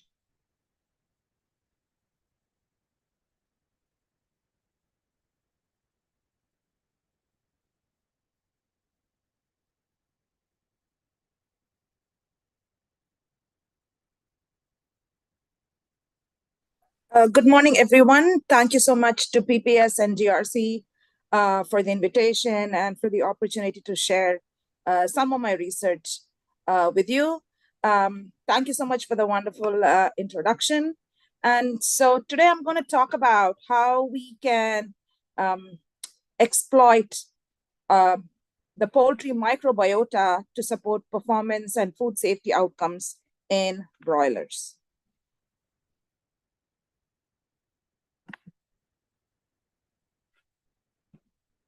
As we all know, the human population is exploding, right? And so we need to be able to support the human population in terms of food needs. That's what UN calls as food security. But when we talk about food security, we also need to talk about protein, because protein is really important for both growth and development. And when we look at the different sources of poultry, animal-based proteins are the leading sources of protein for human consumption. And of that, poultry is a really big source. It contributes about 45% of total animal protein or meat-based protein that supports human diet, which means that poultry is uniquely positioned to help support humans and also to support food insecurity. And why is poultry uniquely positioned? Because it's a really fast growing sector and it is broadly accepted, as opposed to other types of animal-based protein, is broadly accepted across cultures. And it is a very good feed efficiency ratio. And compared to other sources of protein, besides milk, it is most affordable. And therefore, it has a unique opportunity to support human health, growth, and development in terms of a food source, which also means that the poultry industry has some challenges that it has to overcome. Like I said, it's really highly efficient system, as we all know, but we are still not enough in terms of production. And when we talk about challenges for the poultry industry, it is they have to support the health and welfare of the bird so that the bird can be at optimum performance. Also, we have to provide not just food, but safe and nutritious foods. It has to be safe. So food safety is a part of it. Besides, we talk about economic feasibility, not just for the consumer who needs to be able to afford to buy that product, but also for the producer, right? It has to be economically feasible for the producer to be rearing the birds to produce the meat. And at the end of the day, it has to be sustainable for the environment in terms of production. And the biggest challenge that the poultry industry faces is that while we try to support one of these challenges, we cannot afford to compromise on any others, right? So that is the challenge. Let's say the goal is production, but we cannot compromise on health and welfare or food safety outcomes. We must be able to support all of them. So that is one of the greatest challenges in modern poultry production. And where does the microbiome come in? Because my research focuses on the poultry microbiota. So if we think of all of these challenges, we all know that the poultry industry has been using probiotics for the last 50 years to support several different aspects, right? Why? Because probiotics or the microbiota inside, as such, we know is able to support the production in terms of performance. They're able to train the immune system so they can support host resilience against disease and pathogens. They also help with nutrient digestion, so production efficiency. In fact, they're able to support several of the challenges that the poultry industry faces. That means by targeting the microbiota, we can simultaneously support several of the challenges. So if you want to provide an intervention to promote the different challenges, then this is a good vantage point for us to use. Or modulating the microbiota serves as a key intervention to support or overcome several of the challenges. That's wonderful. But when do we modulate the microbiota? Because it's all about timing, because timing is important to get the best effect from the intervention. Timing is also important in terms of the costs associated with the intervention so that it's efficient for the producer and the bird as such. So when we talk about timing in chickens, right? Of course, we know in terms of broilers, 3 weeks of incubation. In terms of embryonic development, the chick hatches, and then we have 6 weeks of grow out. So total of a 9-week life cycle.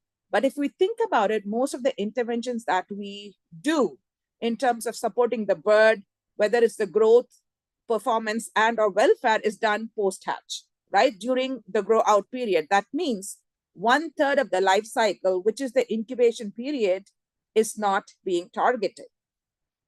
And why is that 1/3 portion of the life important? Because several of the foundational developments that are needed for post-hatch growth and development happen during the embryonic phase, whether it's organ development or microbiota establishment or the immune system development. They happen during the incubation phase. For example, in broilers, we talk about meat and meat production, which is nothing but skeletal muscle. So skeletal muscle development starts as early as day 3 of the embryonic period or the incubation period, right?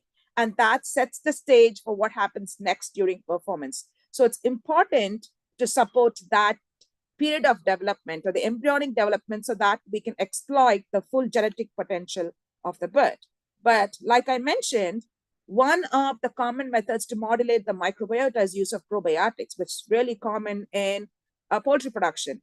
But most of that is supplemented during the grow out period. That means we are not looking at the period before hatch. And why not? Why do we wait until hatch to do all of our managemental and or interventional strategies that we use in broiler production? So does that mean we are missing a key window for growth and development? So that is a question that my research program asks. And we believe in a life cycle approach by supporting the embryonic period and the post-hatch period so that we support the entire life cycle of the chicken. So what we do is we want to start early and we want to start them out strong. By starting them out strong, I mean the chicks or the hatchlings. So our goal is to support microbiota establishment starting at day one of incubation, right when you put the eggs into the incubator, so that we can support healthy microbiota development in the hatchlings, which in turn can have impact on downstream outcomes. So how do we do that? And again, this is our hypothesis that by supporting the important missing window, which is the incubation period, we can support later outcomes, either in terms of performance and or food safety. So supporting two of the key challenges that poultry production faces at this time. So how do we do that? This slide is a little busy. Bear with me. I will go through them. So we start by applying probiotics to the eggs, to the hatching eggs before they are set into the incubator. And then we again supplement the probiotics to the birds during transport, because as we all know, the broiler production system is vertically integrated.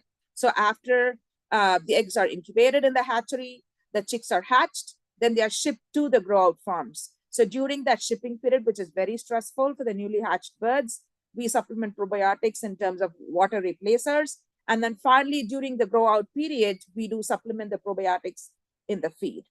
And throughout the life cycle, we assess microbiota acquisition, growth, development. So we do a lot of morphometric measurements. And also we look at salmonella burden as an indicator of food safety outcomes. So the first aspect of the work is looking at if we start with modulating the microbiota at the start of incubation, do we see any outcomes in the hatchling, right? Is that any change in the microbiota? So first we look at the microbiota part of the story. So we use two strains of probiotics, lactic acid-bacillus paracasei and lactic acid-bacillus rhamnosus. And again, the treatments were applied on the eggshells as sprays prior to incubation. And then we tracked the microbiota through incubation. We looked at several different samples, starting with the eggshell. We looked at the choriolentoic membrane, the gut samples from the embryos, and also we looked at the hatchling. Here, I'm just showing you the data for the hatchling for the sake of time, because at the end of the day, our goal was to support healthy microbiome development in the hatchling, right? So here, as the data shows, when we provided probiotics to the eggshell, we incubate them, we hatch the chicks, we can see that supplementing the probiotics resulted in distinct microbial communities associated with the hatchling gut. So the communities associated with the control were very different from those associated with the individual probiotic strains, which shows that, yes, you can supplement probiotics to the eggshell, and you can actually see the change in the microbiota in the hatchling gut. What exactly was the change? We saw a significant increase in lactobacillus and enterococcus populations in the probiotic treated, in the hatchlings that hatched from the probiotic treated eggs, and also a decrease in proteobacteria. And when we looked at the functional profile of the microbiota associated with the hatchling gut, what do they do in the hatchling gut? We saw that they were enriched for energy and carbohydrate metabolism, two of the key factors that are required to support embryonic development and hatchability in the hatchlings. And then, so we started out on the eggshell and we were seeing changes in the hatchling gut. So we wanted to see where exactly is the microbiota and the hatchling gut coming from.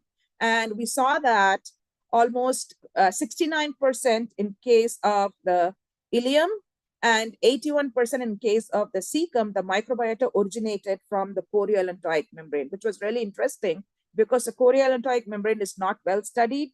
It is not considered as an interface for microbial acquisition in chicks. And it shows that the choriolentoic membrane is really crucial for microbiota development and hatchling. And also what we observed was that in the probiotic treated groups, the microbiota started out much earlier than in the control. So it was supporting establishment of a healthy microbiota in chicks. So the question at the end of the day, if we think of food animals, is what's happening to the health and the performance, right? That is what makes relevance to the market or to the industry. So next thing we look at performance. We modify the microbiota, but does it have any influence on the growth and development? And our hypothesis was, if you start them strong during embryonic development, you support optimum embryonic development, stronger, healthier chicks, and therefore you would have healthier birds and more performance at the end of the day. So did we actually see it? So like I mentioned, we sampled throughout incubation because one of the goals was looking at embryonic development. And here the graphs, again, the x-axis shows the embryonic days and the y-axis, the different parameters. So in humans, right, when we look at the growth of babies or infants or children, two of the important measurements we do is their weight and height. So that is kind of what we measured in the embryos as well. We measured the relative embryo weight, which is relative to the starting egg weight, because the size of the egg has an influence on the body weight. And we saw that with the probiotic treated groups, which are shown in the purple and the blue, the embryos were 12 to 20% bigger or heavier when compared to the control. Likewise, they were also longer, right? The crown lump length was 5 to 8% longer. So definitely supplementing probiotics earlier was modulating the microbiota, which was in turn was supporting growth in the embryos. And since we were looking at broilers, where the breast muscle is really, really important, we also looked at relative breast weight in the embryos. And this is showing data from 18-day-old embryos where probiotic treatment significantly improved muscle growth. We saw a 19% increase in breast muscle development in the growing embryos. Like I said, this is important because muscle growth or myogenesis begins at embryonic day 3. And we saw that development in the embryos. So one of the things we observed was there was significant improvement in growth and development starting as early as day 7, which again shows we are targeting the missing window that the industry does not exploit at this time. So what happened to the hatchlings? Did the improvement in embryonic growth support the hatchlings? So that is what we saw next. So the hatchability was significantly increased as much as 20% compared to the control, which is really important as far as the industry or the hatchery is concerned, because if there's a reduced hatchability, the loss over the production starts at that very point itself. And then if they hatch, are they healthy? Are they active? That's the other thing we looked at. So we did scoring to look at the activity of the chicks. The chicks were active and healthy, and also you can see that they were heavier. So with them starting out healthy, that means they have a higher potential for growth, disease resistance, and reduced mortality during grow out. So again, this data show that targeting the microbiota earlier on was able to translate into improved hatchling or hatch success and chick quality. So what happened during grow out? That's what we looked at next. And just like we had seen during the embryonic growth, throughout the grow out period, throughout the 6-week grow out period, we saw sustained increase in weight, growth, and performance. Here I'm just showing you body weight throughout the grow out period and also the final weight at market age. We saw that there was a significant increase in body weight by up to 15%. And I'm showing you final body weight here. But we also saw significant increases in hot carcass weight, relative breast weight, and relative leg weight. Significantly, we saw increase in boneless breast weight and leg weight, which is important at the end of the day, because that is the meat that the consumer buys, and that is the meat that the producer is selling.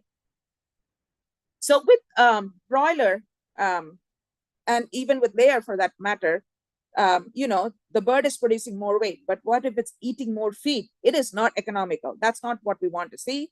So we looked at feed conversion ratio, and we also saw in this case that the birds were not only gaining more weight, but they were also eating less food to gain that weight. So they were very efficient in terms of nutrient utilization and feed efficiency. And also we looked at production efficiency factor, which also takes into account the mortality. since in our probiotic treated groups, we did not observe any mortality as compared to the control, they were also more efficient. So at the end of the day, the birds were not only heavier, but they were also more efficient, meaning they were supporting economic feasibility for the producer, making it more affordable for the consumer, and also making it sustainable as far as the environment is concerned. Right? So this shows that, yes, you can modulate the microbiota, that works, and also help support growth and development, right? So the other challenge the poultry industry faces is producing or providing safe and nutritious food, right? So nutritious aside, it has to be safe, because UN considers food that is not safe as not being food by itself, because we don't want people to consume food that makes them sick. So what happened to food safety? And in this case, we particularly looked at salmonella, because as we all know, salmonella is a big challenge as far as poultry meat safety is concerned. So does supporting the microbiome and engineering the microbiome also help reduce salmonella across the production system? So in this case, again, the hatching eggs were treated with the probiotics. We also inoculated salmonella to the hatching eggs as a point of contamination, and then we tracked salmonella throughout the production to see if there was any change in salmonella incidence, prevalence, and or colonization. So the first thing I'm showing here is data for salmonella positivity in the internal contents. These are again hatching eggs, right? So salmonella, if on the shell, can translocate into the eggs. And if it gets into the eggs, it can get into and colonize the developing embryo. And that's when the chicks hatch, they already hatch carrying salmonella. And that's how they spread onto the grow-out farms. So here, we, in addition to the control and the probiotic groups, we also used a PAA or parasitic acid as a control, as an industry standard, because industry uses PAA to sanitize eggs. So we wanted to see how does it compare, how do our probiotics compare with an industry standard? And what we saw was overall, probiotics were able to, so when we looked at the control and the parasitic acid treated samples, and we looked at the internal contents for salmonella positivity, almost 60 to 83% of the samples were positive. They had salmonella on the inside, whereas in the probiotic treated groups, they were only 25 to 42% positive, which again goes to show that application of probiotics on the eggshell reduced salmonella, not only in the eggshell, but also in the internal contents, which is really important in terms of reducing colonization in the developing embryo. So did it actually translate to colonization in the developing embryos? So we sampled the embryonic gut. And again, like we saw in the internal contents, reducing salmonella in the internal contents also reduced probiotic salmonella in the developing embryonic gut in the probiotic treated eggs by 50 to 60%, right? So what reduced on the eggshell, reduced in the internal contents, also reduced in the embryonic gut. So what happened to the hatchling? Did it mean that it reduced colonization in the hatchling? We saw that there was a significant reduction in salmonella populations in the hatchling. Here we sampled the cecum because that is a prediction site for salmonella. And then we also looked at the liver and spleen because we all know that salmonella translocates from the cecum to the liver and spleen, and that's how there is systemic dissemination. And across the organs sampled, we saw a significant reduction in salmonella colonization by up to 1 to 1.5 log. This is significant because, again, in a vertically integrated system, these hatchlings are then shipped to the grow-out farms. So if they already started with a high load of salmonella, then during shipping, they can cross-contaminate other chicks. And eventually when they reach the grow-out farm, the farm already carries salmonella on day one of grow-out, which eventually can translate throughout the grow-out period and eventually end up on the carcass, resulting in food safety concerns. So finally, what happened in the grow-out birds?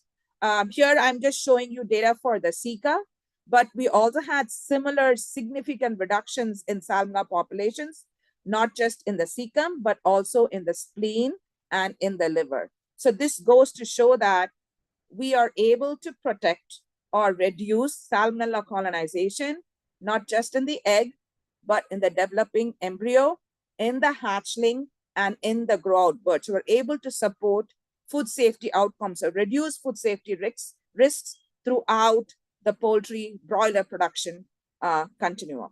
So that's what we had started out. That was a question we had asked, whether we can engineer the microbiota, early microbiota, capture that missing window of opportunity to support development in terms of embryonic development, performance in terms of performance during the grow out period and at market age, and finally, food safety outcomes throughout the broiler production from egg to chick.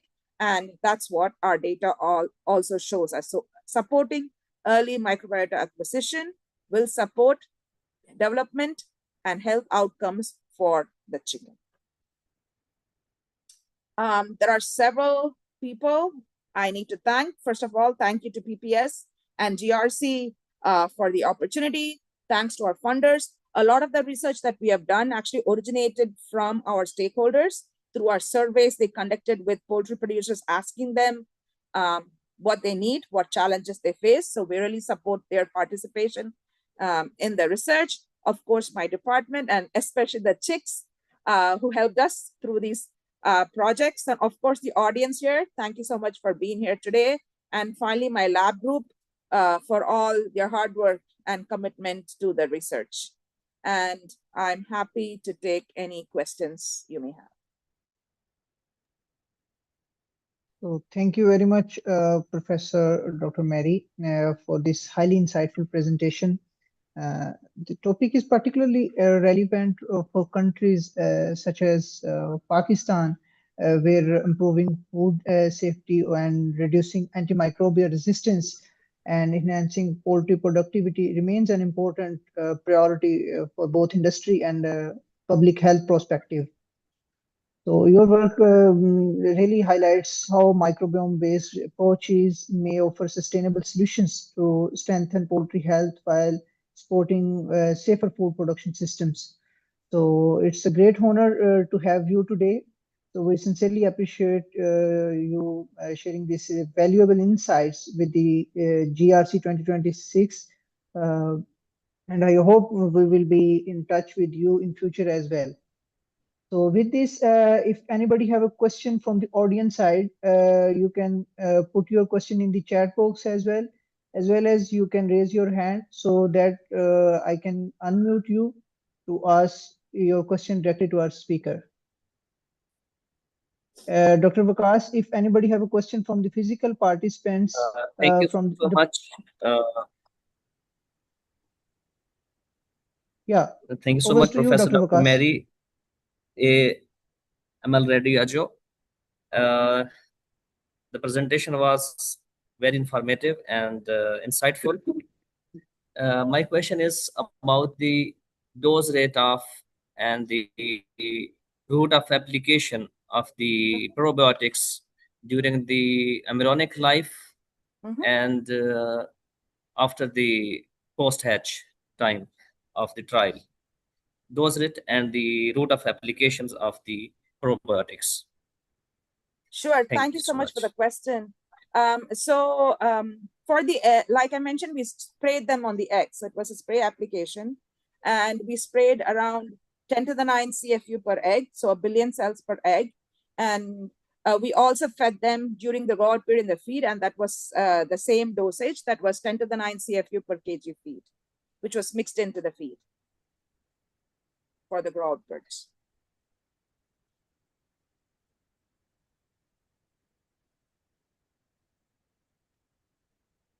Dr. Vikas, I hope you got the answer. Was there any, is there any chance of interaction of the bad bugs, mean any bacteria present already on the shell or the environment with the probiotics?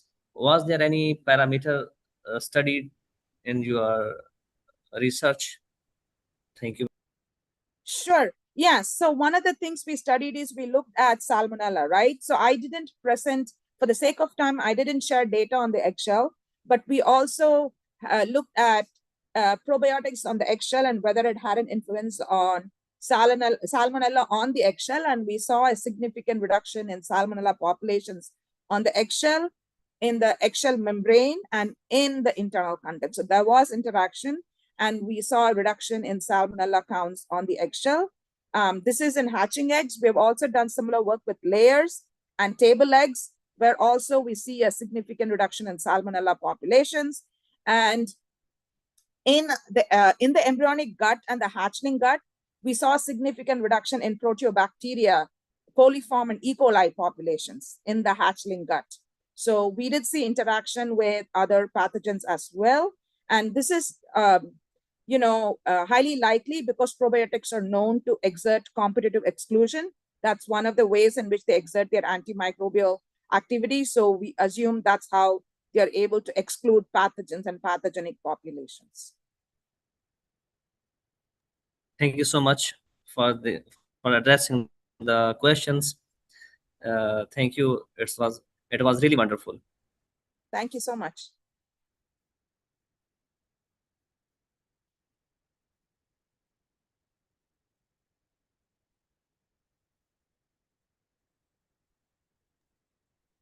Right now, there is no question in the chat box. Okay, so once again, thank you very much, Professor Dr. Mariani. We know the time there, it's your bedtime. So it's really appreciated that you spare your kind time to us. So as a token of appreciation, as in a token of love, we have prepared a certificate of appreciation for you as well. And we will be pleased to share it with you via the email. So once again, thank you very much, Professor Dr. Mariani Amal Rajo, and many congratulations for your promotion this year. Thank you so much and have a wonderful rest of the day.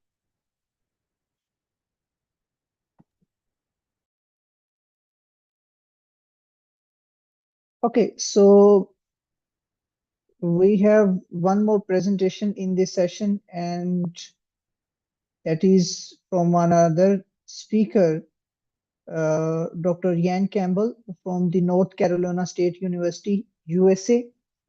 So she will present on how does peanut waste products impact fresh meat quality in broiler and layer breast meat. So before Dr. Yan Campbell begins, let me introduce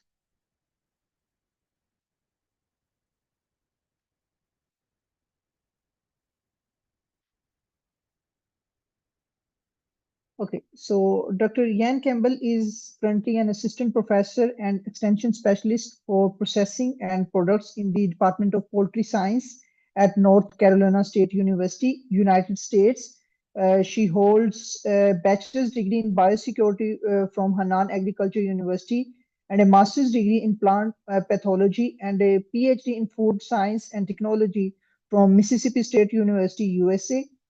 Our research and extension program focuses on poultry meat processing across primary, secondary, and further processing systems, with an emphasis on improving product quality, process efficiency, and food safety.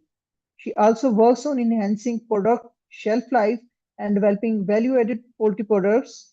In addition, her work addressed muscle and egg chemistry as well as biochemistry to better understand quality determinants in poultry products.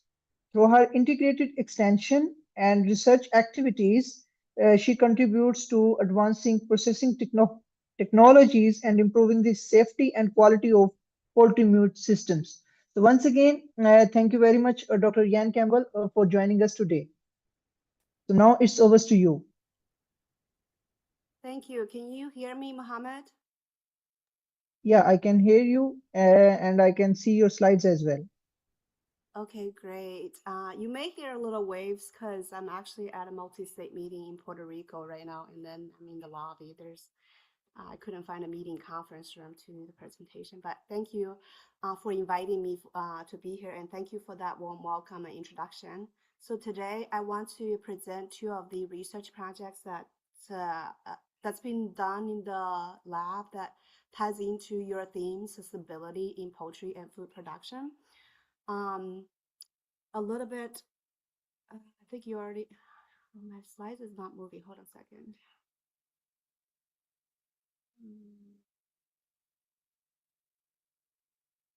Okay, did it move for you? Yeah, perfect. Okay, since you already did the introduction, I've been at NC State for 4 years as an assistant professor. I have a role for research for 30%, and then 60% for extension and 10% for teaching. I've taught a variety of classes. Poultry processing and products is what I teach now, but I've taught a lot of food science classes over the course when I was at Mississippi State. I have a research group, and these are research groups over the years on the top 3 pictures, and then the top 3 pictures are my extension event from this year, March 2025. Sorry, 2026. It's a bit late here. So we teach from primary processing to further processing for industry professionals who needs a background introduction to poultry processing and products, where we teach primary processing demos as well as marination, injection, and batter and breading concepts. So I want to give a little background on the research that we're doing. As we are increasing poultry meat production and consumption, a lot of times, most of the ingredients, I guess, feed that we're using is wheat, corn, and soybeans, and those are commonly used, on agricultural crops. A lot of times we see a lot of challenges because either, the crops are having some drought issues or, shortages comes from different, issues, and then they get expensive because we don't have efficient local supply. You have to ship it from somewhere, and then a lot of times, not just poultry, but cattle and pork, hogs also use them in other industries. So a lot of times we experience challenges securing the supply, and often alternative feed options are needed. So ties into our peanut research is there's always a huge peanut oversupply. North Carolina in the U.S. is number 4. Usually it ranges between number 3 to number 5. Georgia is usually number 1 in terms of poundage production. And then a lot of times peanuts, the unused peanuts or peanut skins. Let me move this speaker. They often can be used as a possible alternative diet for poultry feed because they are nutrient rich. They have antioxidant effects and antimicrobial effects, as well as they are cost effective and can be environmentally sustainable. However, some of the high fiber content in peanut and peanut skins can lead to digestive challenges or nutritional imbalance and need to identify the optimal supplementation level. So that's why in my research, my colleague, Dr. Toomer from USDA-ARS have, experimented a lot of peanut levels as well as peanut skin levels. Hence, this research is in collaboration with her group and some of the other faculty in the department to explore, okay, if we're including these levels of peanut or peanut skin in broilers or layers, what kind of impact will it have for meat quality? Before that, so US is actually number 4 in terms of peanut production in the world. And then in 2025, in the US, we had 4 billion peanuts produced. So considering about 3% weight of peanut skin, that results about 122 million pounds of waste of peanut skin. Another waste product in the US, I know it's not as much probably in Asia, since I myself from China, that I know that spent laying hens actually is consumed in Asia. But however, in the US, spent laying hens are lessly common to be consumed. So we have about 160 million spent laying hens annually, most of them going to rendering, which is for animal feed. But you have to actually pay the rendering company to come to get them.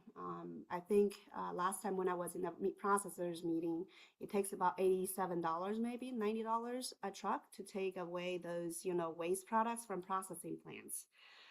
So I'm assuming for spent laying hens, you still have to pay probably for them to get it. Also spend money to, composting, going to landfills or burn them after hypothea or, a certain virus.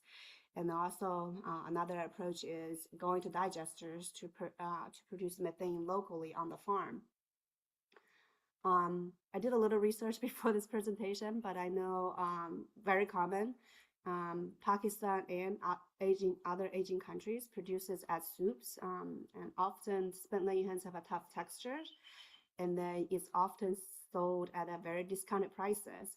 Actually, in US, we also have soups that are being in the niche market, usually New York and California for the Asian populations, but it's not a big commercial scale production. So there's challenges on producing spent laying hen meat, but that doesn't mean that we shouldn't explore, right?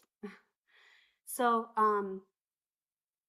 spent layer meat technically can be used for value-added products, patties, sausages. We've seen, products actually for niche products in Spain and different countries where they make it actually to sausages. And the meat yield varies by breed. So here's like a tentative cost analysis where a total profit per bird for different breeds can be vary from a $3 to $7 or $6 to $18, depending on the breed and how old they are. If we're able to create value while reducing disposal costs and environmental burden, that can help the producers to essentially making a profit instead of having to pay to get rid of the spent laying hens in the United States. So right now the feed, just from some internet search, this is not done with some commercial pricing, but $350 per ton for conventional poultry feed. And when we consider some of the cost of peanut skins, it's usually $12 per ton since it's a waste product.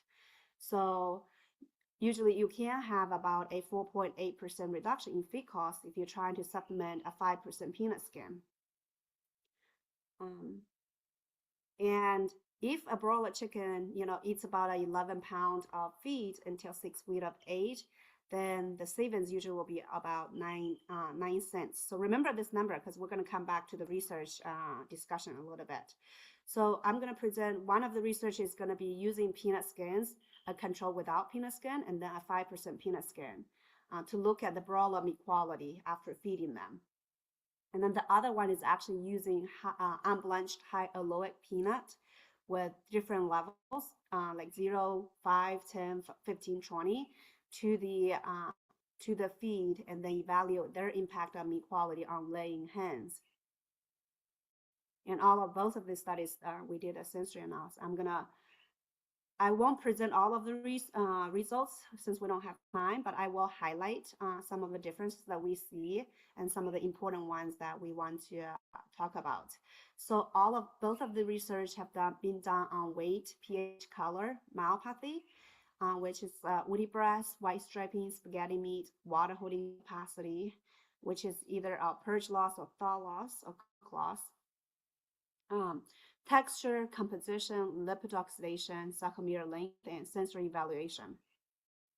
So all of the studies has been done on these attributes. So for broiler study, which we fed with 5% peanut skin on the treatment group, the weight, which you can see for the blue bars, which your peanut skinned fed chickens, their weight is significantly reduced, which is about a 11% reduction actually. So looking at, remember I told you to remember that 9 cent reduction in cost.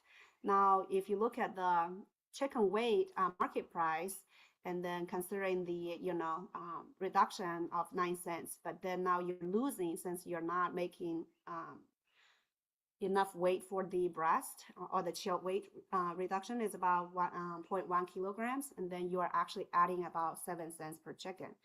So when we're looking at formulation, you know, this is one thing to consider.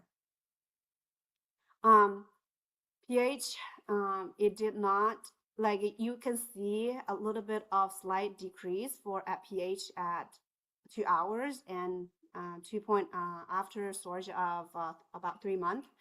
So even though you see a slight decrease, but they're still within the optimal range of optimal meat pH. So we consider that still being no realistic difference. Myopathy, there was no difference in myopathy. For those of you who are not very familiar with it, it's basically, you know, the muscle has disintegrity where we have white striping where you can see stripes on the breast, and then you woody breast, you see a bulge bridge, as well as some hemorrhage on the surface and the hardened breast. And then spaghetti meat is where, you know, you can see once that muscle is punctured, it's actually, you know, very noodle-like. So we did not see a difference in there. And then for texture, we did not see a difference in there. So I'm not going to go too much in detail in that. Water holding capacity is the main thing that I think we see the improvements is. For the blue bars, you can see the this is thaw loss and cook loss that we measured. So we had a reduction actually in thaw loss and cook loss. So that means your muscles are actually retaining, the breast meat is actually retaining more moisture.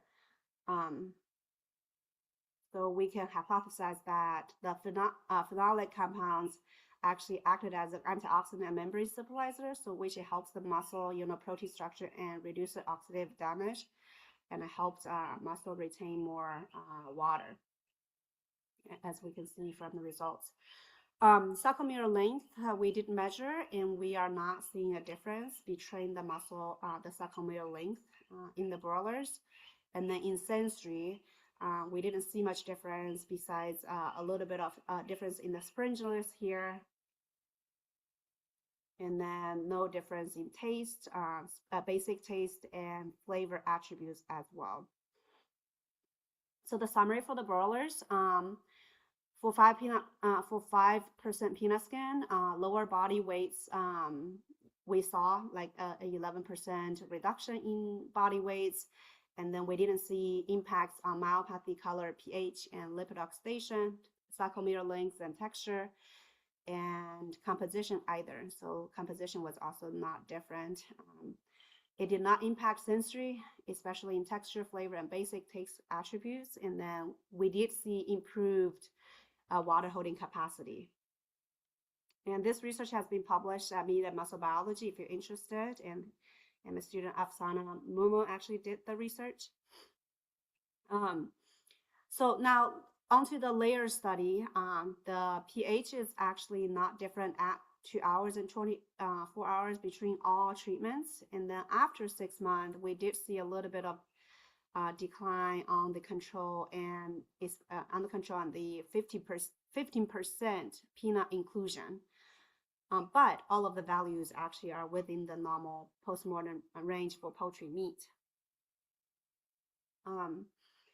For color, so you can see the this is for 24 hours, and then this is for after 6 months of storage. The lightness, none of them are really different. And then for redness,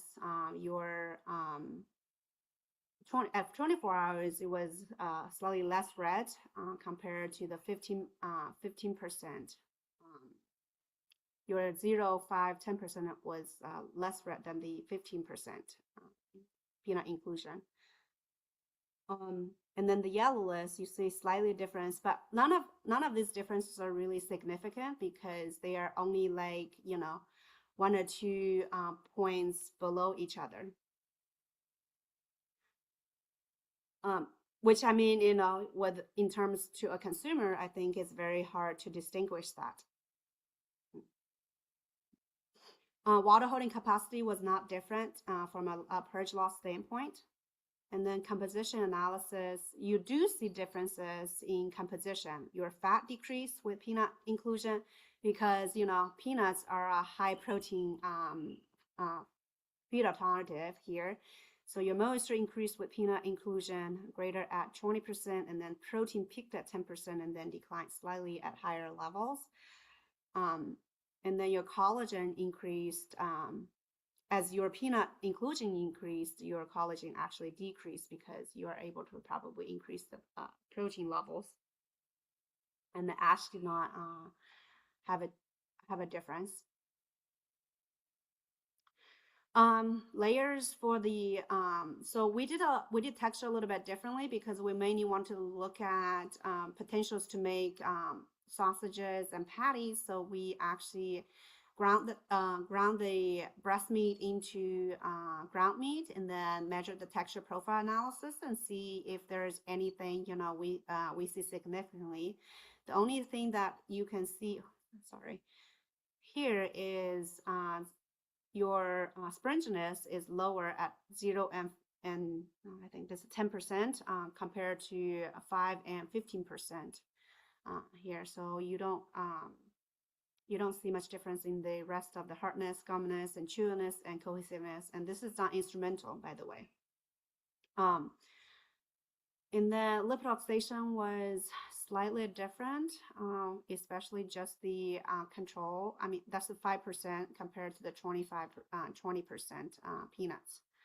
So your 20% actually had more oxidation rate compared to 5% due to the higher inclusion of unsaturated fats that are usually more prone to oxidation. So for the summary for layers, we usually we didn't see changes in body weights, which I didn't present here, but we did see that in our findings. And then the high oleic peanuts can potentially serve as suitable poultry feed alternative for both broilers and split laying hens. Overall, there was no negative effect on key meat quality and sensory attributes for broilers and layers. We were concerned about having bitter taste, and we did not detect that, or oxidation differences, which we also did not detect that. And then 5% peanut skin for broilers improved water holding capacity. However, due to the body weight reduction, I think the consideration needs to be investigated on the optimal nutrient inclusion level to maximize growth and optimize cost for the broiler study, and the moderate inclusion for high oleic peanuts for layers to enhance some of the meat quality attributes. A summary for this presentation, key takeaways is alternative feed approach is very possible with peanut waste products. So when we trying to use a different feed in the for the broilers or layers, we want to look at the meat quality standards. Does it change the quality? And some of the approach that we presented in here is what you need to look at and to see if they can be, actually economic and environmentally sustainable, and then making sure the consumers can actually accept that product. Spent laying hen, trying to upcycle it, so to see if we can reduce that waste for the to create maybe human food or maybe even energy wise, and different approaches to reduce burden for the producers.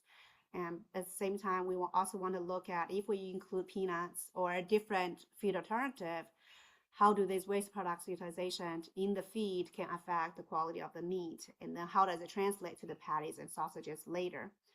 So sustainability in this processing products definitely takes the innovation and takes thoughts to consider. To be able to make sure that we, from a horticulture or a crop waste products standpoint, that we can utilize those waste. If Pakistan or other countries, you have different waste from agriculture crops, and you want to use that in the feed as a nutrient or as a alternate feed. You want to look at if these feeds are differences can make can make your meat quality different. Want to investigate that before you making that move to switch it. These are the references. I'd like to thank my lab who supported this research, especially my student Afsana and then her team, and USDA ARS for funding the research, especially with the live broilers, and then my colleague Dr. Tumor providing the live birds for the trial. With that, I'd like to take any questions that you may have. And here's my contact if you need to ask any questions. Thank you very much. Thank you very much, Dr. Ian Campbell, for such a wonderful presentation. If anybody have a question from the participants, please raise your hand so that I can unmute you so you can ask your question directly to our speaker. As well as you can put your question in the chat box as well. Meanwhile, Dr. Vikas, if anybody have a question from the physical participants, you can please proceed with that. Thank you so much. It was really wonderful, informative presentation. There is a question as peanut hulls are prone to mycotoxins. How this factor was avoided during the research trial? Thank you. Sorry, can you repeat that question real quick? Okay. Muhammad, do you mind repeat? Question is this: as peanut hulls are prone to mycotoxins, how this effect was avoided during the feed manufacturing and storage of the feed to provide the birds a healthy diet? Great question. So I'm not a peanut manufacturer, but I do have a little bit of understanding of the mycotoxin that happens in the peanut manufacture. We did not use peanut hulls in this research, and I'm assuming, I mean, the peanut skins that are provided by our peanut supplier has, is toxin free, and often I think, to be honest, I'm not sure how they manage that at the plant peanut processing level, but at the same time, I know that the feed that's usually be given is toxin free, and it should be there should be quality standards as food provided by different suppliers that should be toxin free. The hulks, when you say hulks, you mean the shell of the peanuts, right? They are how do I put it?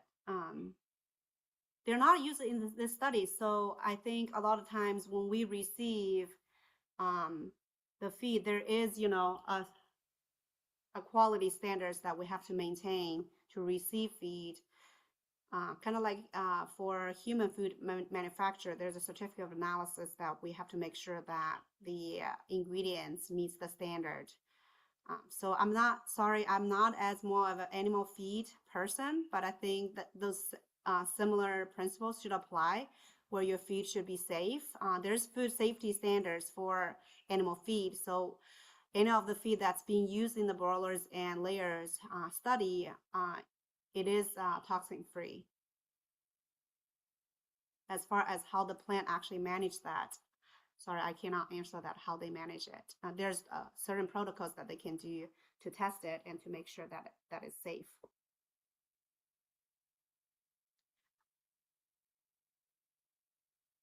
Does that answer your question? Okay, Dr. Vikas, I hope you got the answer. Another question in the chat box from the participant, Ms. Clan. Which part of the gut peanut hulls absorption can be the most effective in layers or broilers? You mean which peanut inclusion is most effective? And so I think in our study, like up to about 10% is probably can show improved some of the meat quality, and after that, it does not really negative impact, but also it did not really help past 10% or 15%. So I think is that the question you're asking? The question is particularly in which part of the gut that the peanut hull Oh, absorptions can be the most effective, which like part of the in gut? ileum, yeah, like in ileum, jejunum, duodenum. I think the question is relevant to that. Which part of the gut? Okay. So I know my colleague, Dr. Tumor, she looked at it. Unfortunately, her part of the research has not been published, or I have actually, read on updates on that. I mean, I can try to answer, but I think my answers might be wrong. So from our protein, levels that we see, the protein levels that we see in there is, I can go back to that present. Let me go back to that data real quick. So to me, protein composition. So your protein actually increased at 10%, especially at 10% and a little bit on the 20%. I can say that the percentage, I know this is not answering question at all. The 10% and the 20% actually increased on the protein levels in the muscle. As far as where in the gut actually help with that absorption, based the bare minimum maybe of my understanding of how nutrition converts, I would say maybe the small intestine, but I cannot guarantee you that answer is right because I'm not a physiologist or nutritionist that can understand where. I'm not sure if they measure that, where it's actually happening, taking that nutrients into the body to increase that body weight. I mean, sorry, not body weight, the protein percentage in the muscle. My guess is the small intestine because that's most of the nutrients being absorbed. Based on my human nutrition background, but for the chicken, that's probably my best guess, but I might be wrong. Okay, so I hope Mr. Siglan, you got the answer. So once again, thank you very much, Dr. Ian Campbell, for your prestigious time you have spared for this conference. So we have prepared a certificate of appreciation for you. We will be pleased to share it via the email later on. So thank you very much, Dr. Ian Campbell, once again. So we now, would you add something, Dr. Campbell? I'm sorry? Would you like to add something? Like to absent? Oh, you mean leave the meeting? Okay, so thank you so much. Thank you so much for joining us today. Thank you for your invitation. I enjoyed. Thank you. Have a great day. Bye. Okay, so we now are particularly pleased to welcome Professor Dr. Mark Purcell. He has joined us for the last 1 hour. So we are very grateful for him to join us today. Although unforeseen circumstances prevented him for joining us during the scheduled session yesterday, we are delighted that he has been able to join us today and share his expertise with the GRC 2026. So thank you very much, Professor Dr. Mark Purcell, for joining us. He will present on the evolution of Marek's disease virus, insight into how vaccination has changed a pathogen. So, Professor Mark Purcell, are you on the board? Can you hear me? Yes, I am here. And if you will allow me to share. Okay. So let me stop my screen. Okay. Okay, you can share now. Right. Yes. Oh, thank you. First off, to the First of all, organized. Go ahead.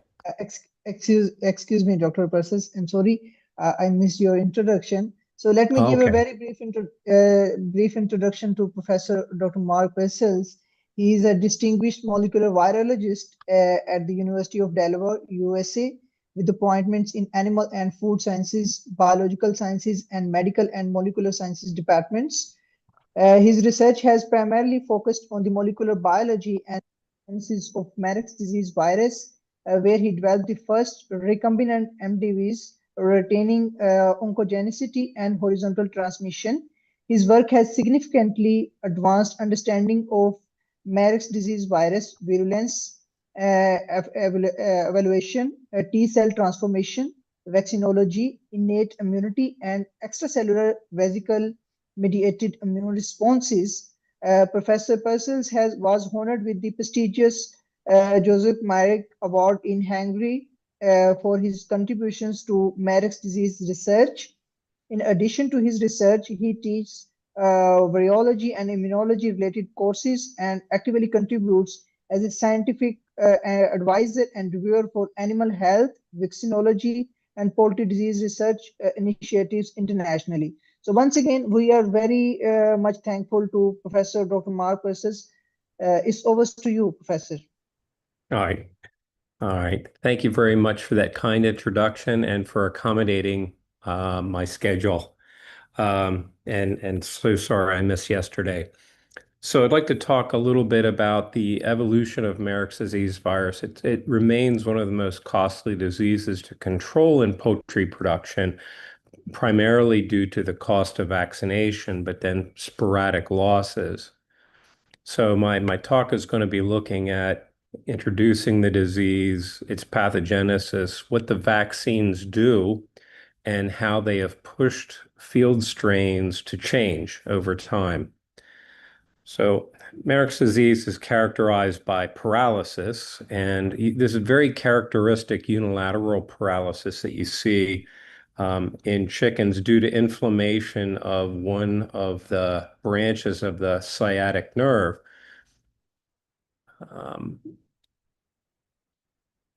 Probably the most dramatic signs of Marek's are the production, the rapid accumulation of visceral lymphomas. Here, the spleen you can see is about 3 times its size. Lots of discrete lymphomas. You get them throughout the Peyer's patches and the intestine as well, all throughout the viscera.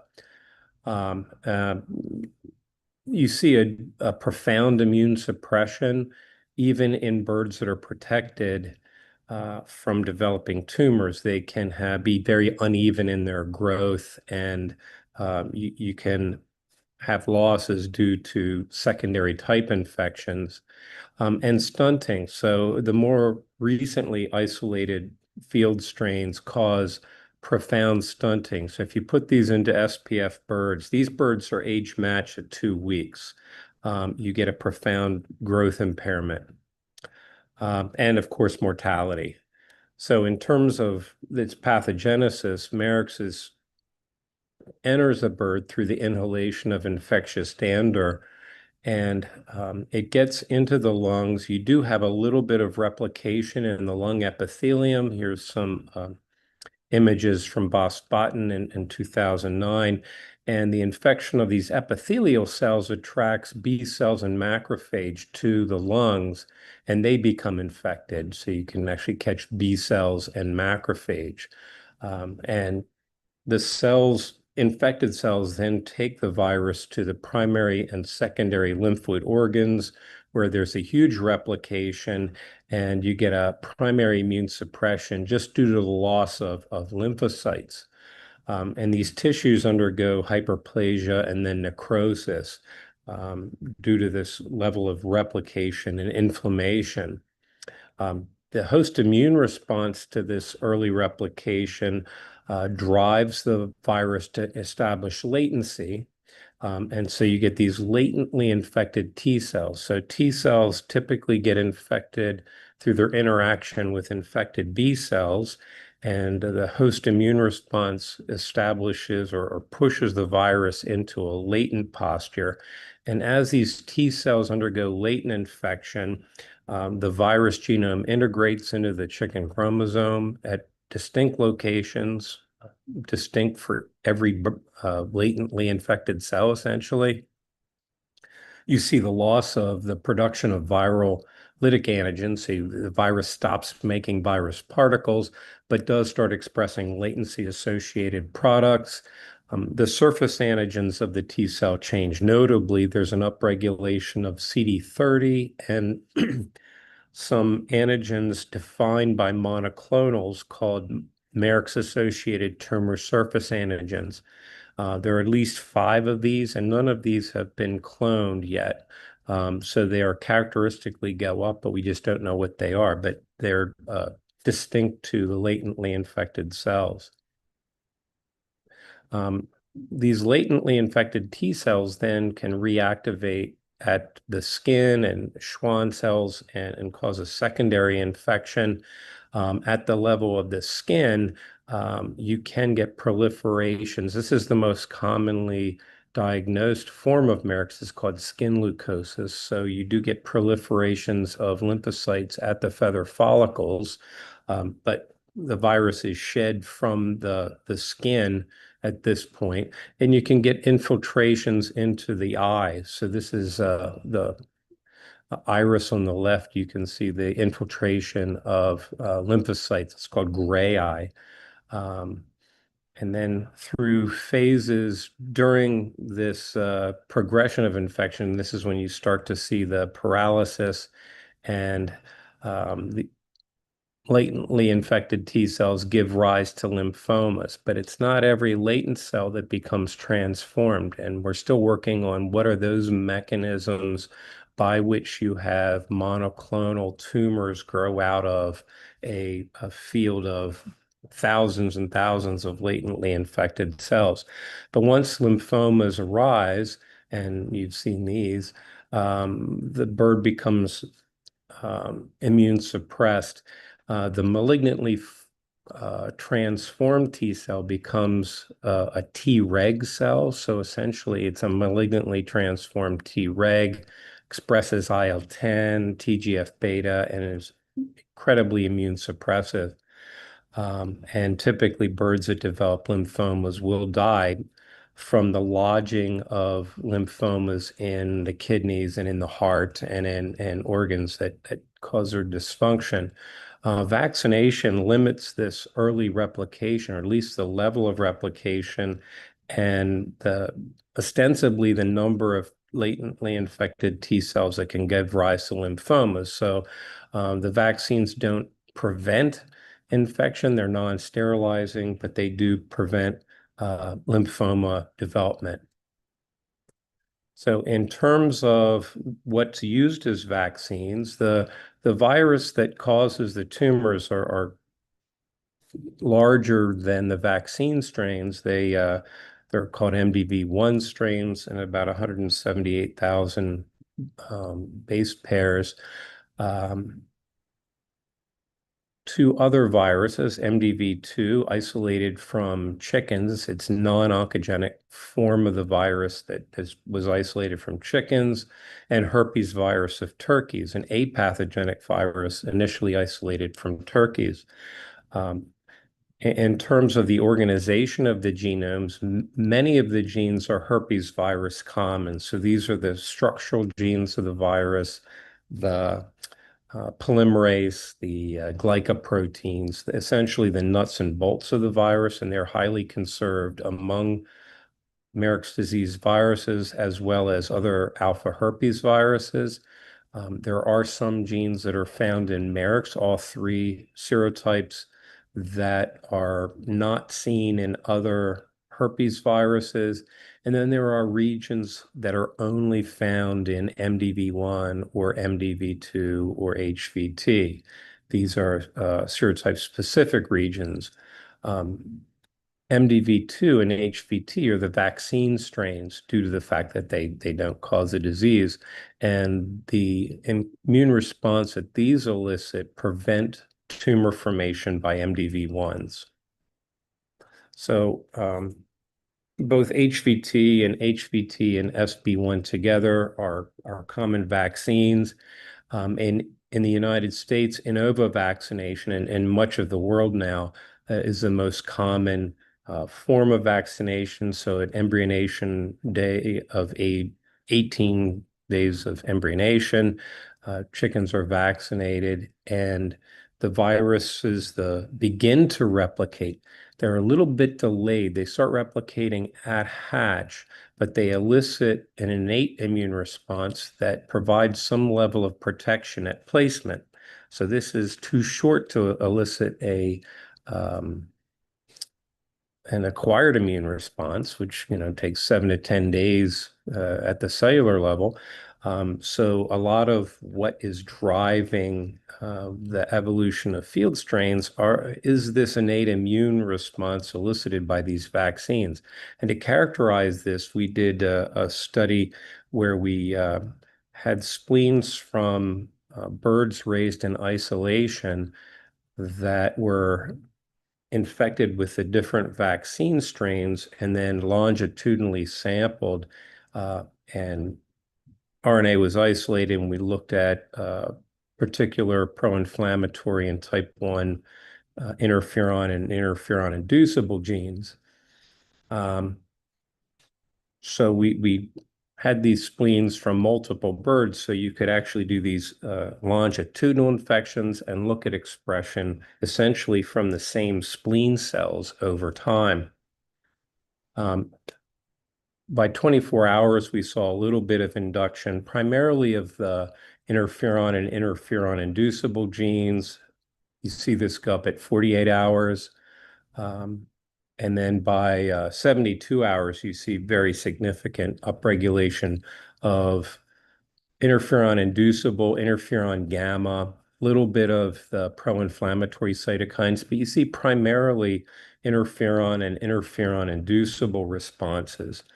So this is ex vivo spleen cell infections. We did the same thing with Inova vaccinated embryos, and then yank spleens at 24 hours at hatch, and at 3, 5, and days post-infection to look at the same gene profiles. So the individual genes are shown, and then the time points are the different bars.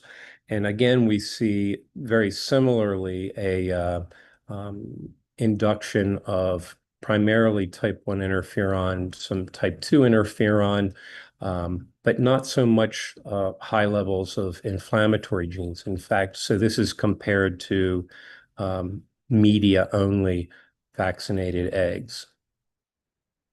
So the take-home message there is our data suggest a primary driver of early field strains that infect chicks at placement in the dander from essentially the last batch of chicks that were infected would be experiencing chicks undergoing a pretty profound type 1 interferon response.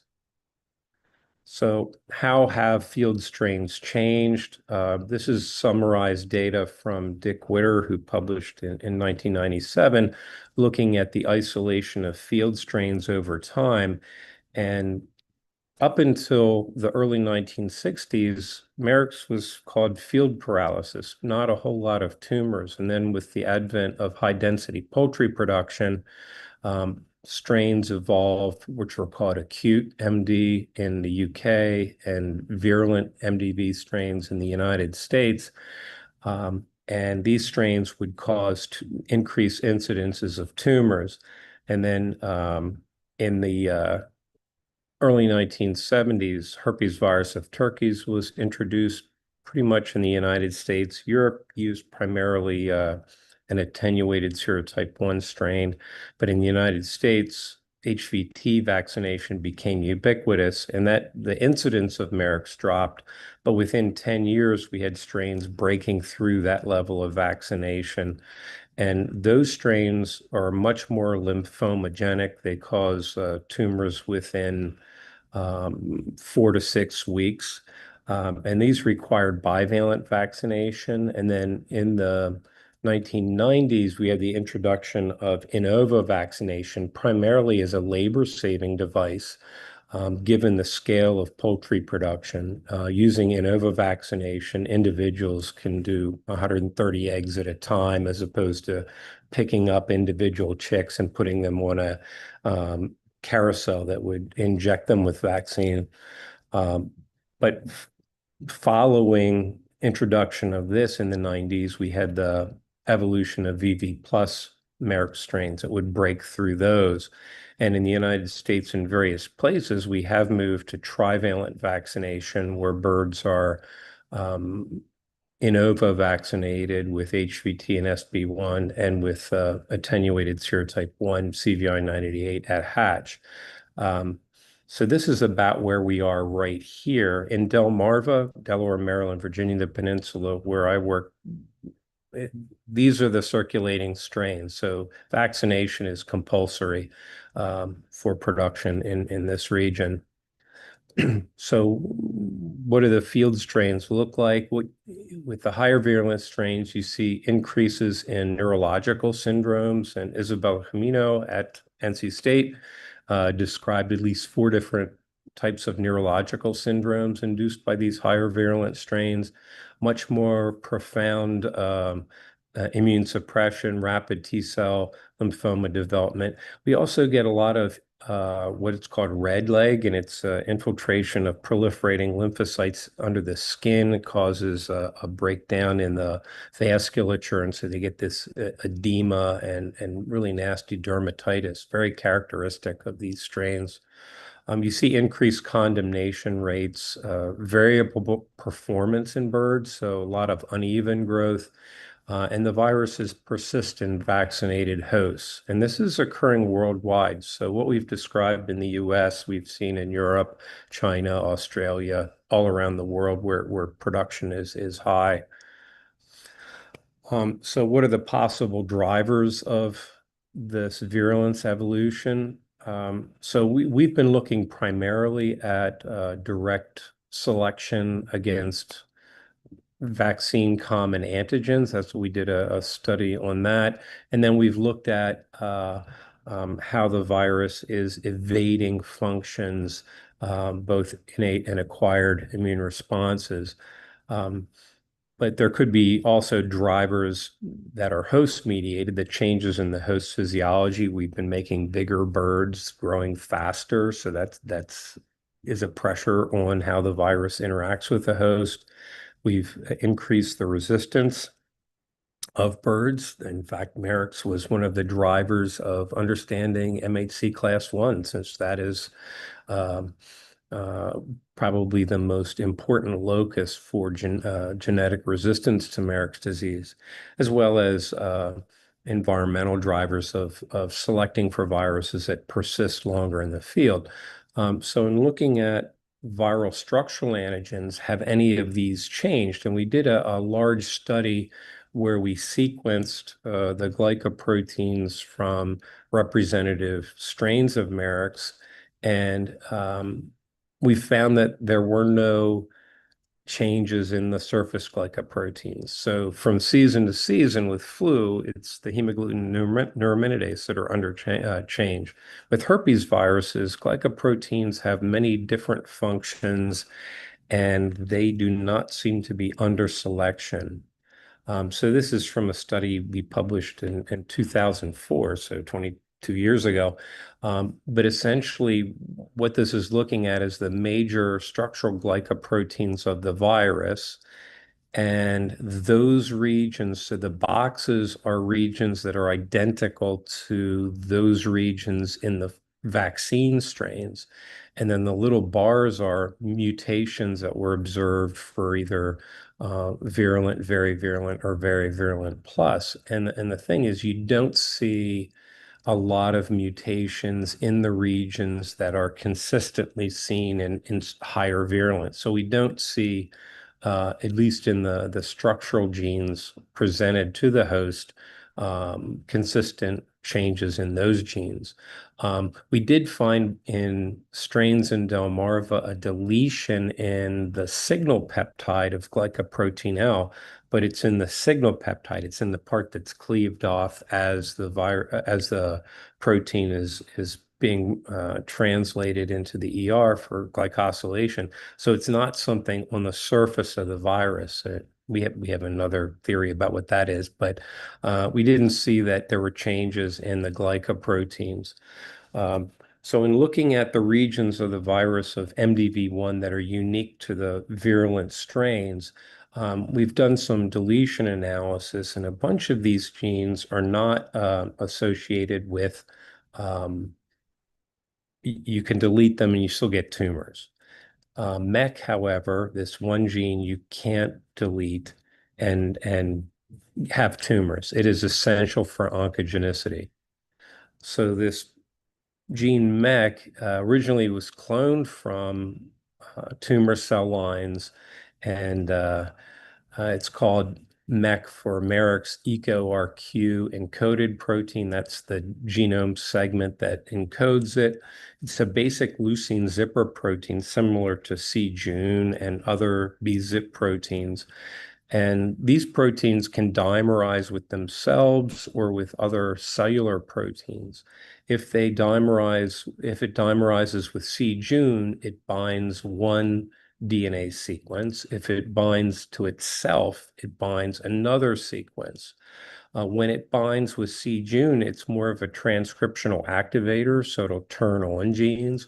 When it binds with itself, it shuts down genes and represses the replication of the virus. So one of the functions of this protein is to kind of help establish latency in the fact that it limits the replication of the virus. So in looking at this region of the virus over time, we found a real heterogeneity in the MEC locus of the virus. And we found longer forms in lower virulent strains. The CVI 988 generates like all these different forms, and all of these exists. You can clone these out, and there are multiple forms of this protein. In the virulent strains, they're smaller, and we found some interesting patterns in the mutations. So it's a B-zip protein, so it's a basic region for binding DNA, getting into the nucleus, zipper for interacting with other zipper proteins.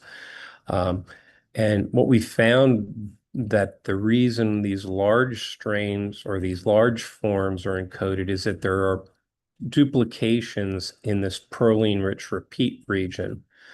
So these lower virulent strains have duplications of this, the higher virulent strains not. And what we find with the higher virulent strains is these very significant point mutations at particular positions. And the more that they have of these point mutations, the more virulent the virus. We also see some other mutations as well, but these were kind of the most consistent with higher level virulent strains. So to look at the biochemical differences, we cloned the C-termini of virulent, very virulent plus into a reporter system. So it's the GAL4 DNA binding domain of GAL4, and then there are GAL4 binding sites next to luciferase. And sure enough, you find that higher virulence MEC isoform has much higher transcriptional activation. So there is biochemical difference in these mutations in terms of transcriptional activation.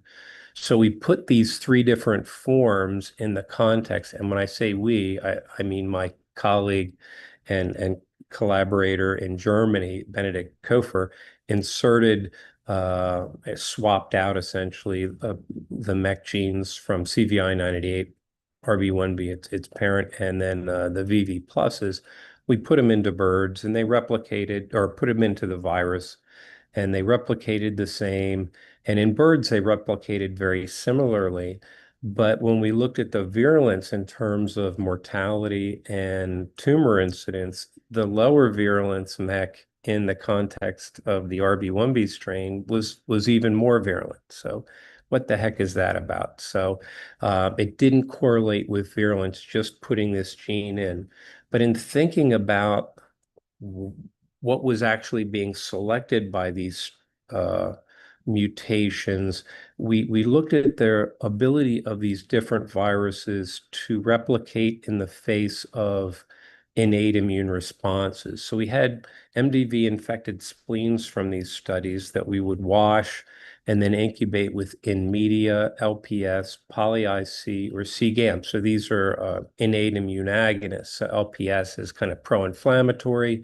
CGAMP is a sting agonist that turns on interferon genes. And so this is type 1 interferons. And poly-IC kind of does both. So we incubated these for 2 hours, washed them, and then looked at the effects on the number of plaques and the plaque areas. And so you do see some decrease in the number of plaques. And when you look at the areas of these plaques, you see a much starker picture. So the MEC, or the virus that had the lower virulence form MEC, was much more inhibited in plaque size than the very virulent and the very virulent plus. And when you look at this as a function of the decrease from the media only treatment, you see that. So the only difference in these viruses is the MEC gene that they encode. And so there does seem to be a real strong selection for overcoming the innate immune response. So I told Benedict about this, and he did the exact same thing. So he used the same innate immune agonist in a B cell and T cell infection assay. And in T cells, he found the exact same thing. So this vaccine MEC was the CVI 988.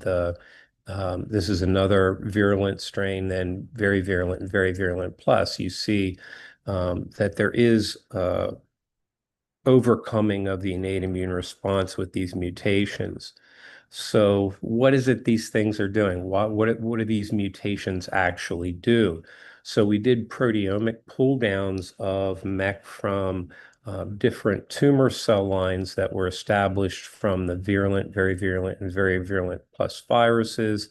And looking at the proteins that came down, we found that the high virulent strains had a lot more DNA recombination, chromatin organization, chromatin remodeling proteins. And so we looked at a couple of these. One is BRG1, and the other one is BAF. And these are components of chromatin remodeling complex called the SWI/SNF complex. And it turns out that these complexes have, in different cancers, there are mutations in these. So we cloned the chicken, BRG1 and BAF, and we looked to see if they associated with where they went in the cell. And sure enough, they go into the nucleus, but not the nucleolus. So the dark spot is the nucleolus. And then we looked at whether or not they could interact with the different MEC isoforms. And so this is the gene that encodes BRG1 is called SMARCA4. So that's the gene. The protein is BRG1. This is a CFP fused, so it's a fluorescent blue, and then the MEC isoforms are fluorescent yellow, and you can look at the co-localization. And what we found is with the different MEC isoforms, we saw that they all kind of drug BRG1 into the nucleus and nucleolus. And when you looked at the Pearson correlation, the higher virulent strains had a higher level of correlation. So we did this with epitope tagged versions of the protein. So these are non-fluorescent. They're stained for either the T7 tag on MEC or the HA tag on BRG1. And you can see that only the high virulence forms, and here's a blow up of this. So with the RB1B form, you don't see BRG1 getting into the nucleolus, but you do see it getting drug in with a virus that has 3 of the mutations in the proline-rich repeat, as well as a field strain that had those same exact mutations plus an additional one. So here we see that there is an interaction. So what does that mean? So we put this in that transcriptional activation assay, and here is the different isoforms of the MEC-C termini. And again, we see the increase in transcriptional activation with increased virulence or the C termini from the higher virulent strains. But when you throw in BRG1, only the strains that have those mutations show this increase. So not only do we see the interaction of this protein with MEC, with these mutations getting drug into the nucleus, it actually affects the biochemical function of this. So why MEC? Why do you want to make more MEC? Because the thing is, MEC will turn on its own expression. It has a binding site for the MEC June heterodimer and will upregulate itself. Well, it turns out that MEC inhibits type 1 interferon activation.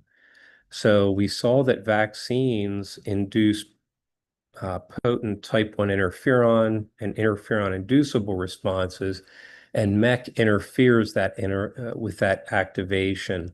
So it stands to reason that the reason why field strains are showing these mutations in MEC is that they can make more MEC and overcome this type 1 interferon response. So to summarize, field strains have mutations and have been selected for replication in vaccinated hosts, and the vaccinated hosts have profound innate immune responses.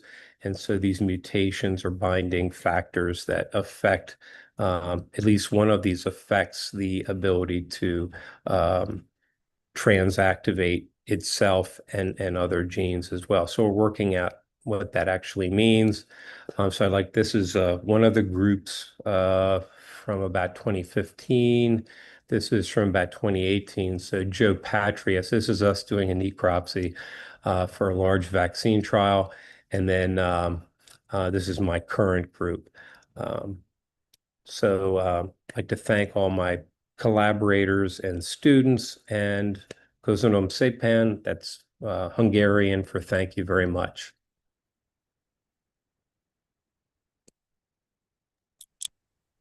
Thank you very much, Professor Dr. Mark Wesses, for such a wonderful presentation.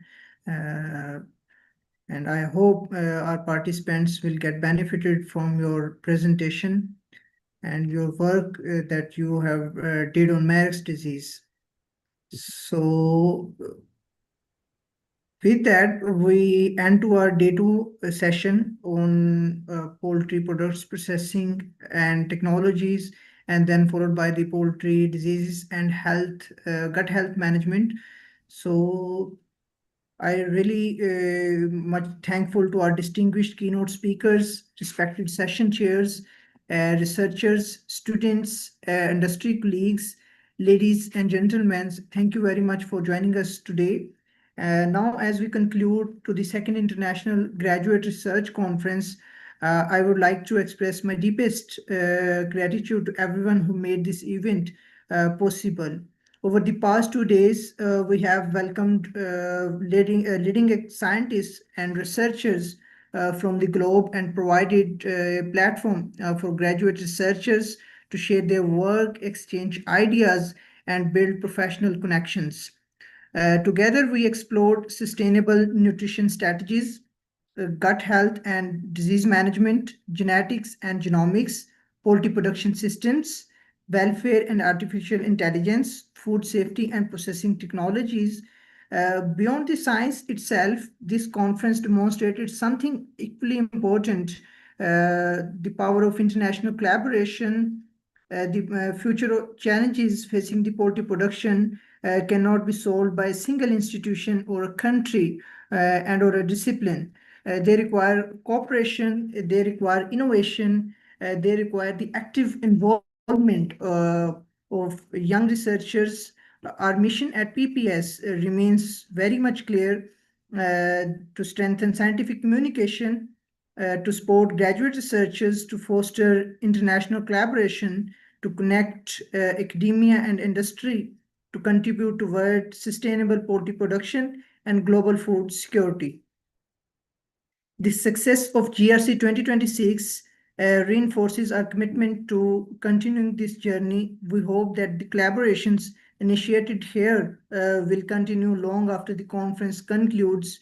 To every participant, continue asking questions, continue exploring new ideas, continue building international participations, and continue advancing poultry science for the benefit of future generations. So once again, thank you to everyone. So now we would like to officially close this session with some welcome remarks from our conference chair, Dr. Gibran Hussain, Chairman, Department of Poultry Production at US Lahore. So it's over to you, sir.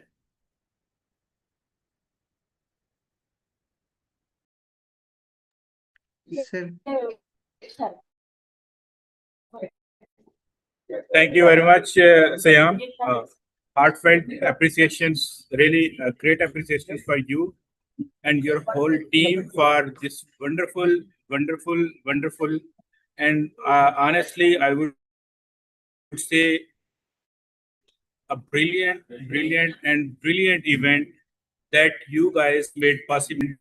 Honestly speaking, I have no words to to extend my appreciation for you guys, the way you worked, the way you seamlessly translated whole your thoughts into an extremely successful graduate research conference, and it's okay of extremely shining flowers, and specifically the researchers from where, and I'm extremely thankful to our distinguished speakers, our keynote speakers, starting from Professor Farina to every lecturer and academician who interacted with our students. And I think I would not be able to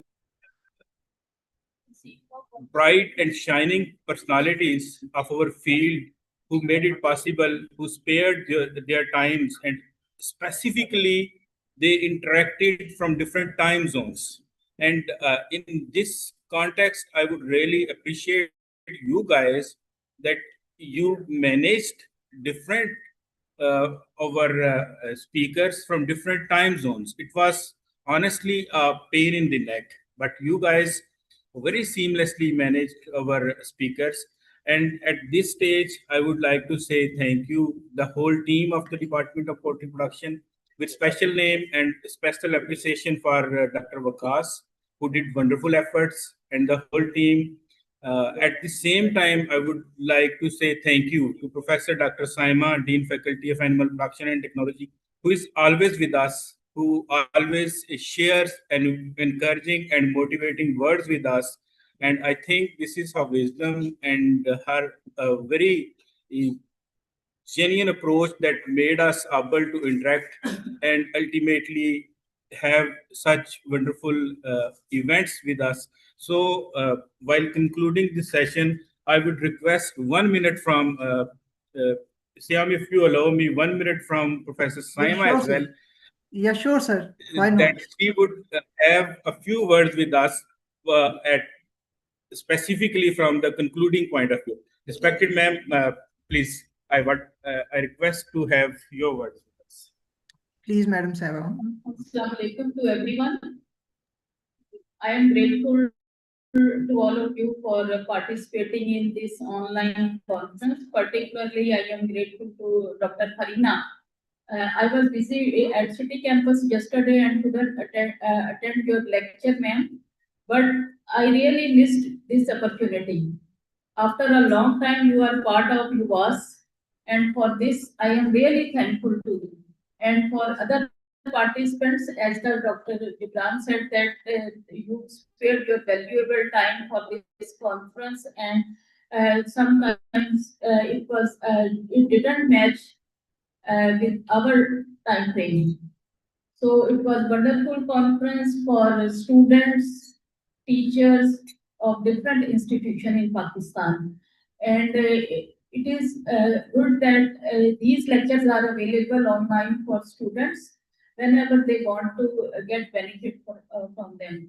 And again, thank you very much. I really appreciate poultry department for their efforts, particularly Dr. Gibran, Dr. Shahid, Dr. Faisal, Dr. Vikas, and their team. Again, thank you very much. And whenever you find time, most welcome to Pakistan. Thank you. Thank you very much, respected ma'am. Honestly, your words are a great honor for us. And in the end of my concluding remarks, I would like to name especially the distinguished speakers, and I would personally want to say thanks to our distinguished speakers. I would start from Professor Yugni Rora, who delivered his valuable lecture. Then I'm extremely thankful to Dr. Mark Parsons, who interacted a few moments earlier with us. Then I am extremely thankful to Professor Dr. Doug Horvath, who interacted with our students. Professor Dr. Brain Fairchild, your lecture was excellent, specifically from the poultry production point of view. And we consider you as one of the pioneers in the field of poultry housing and management. So a big thank you.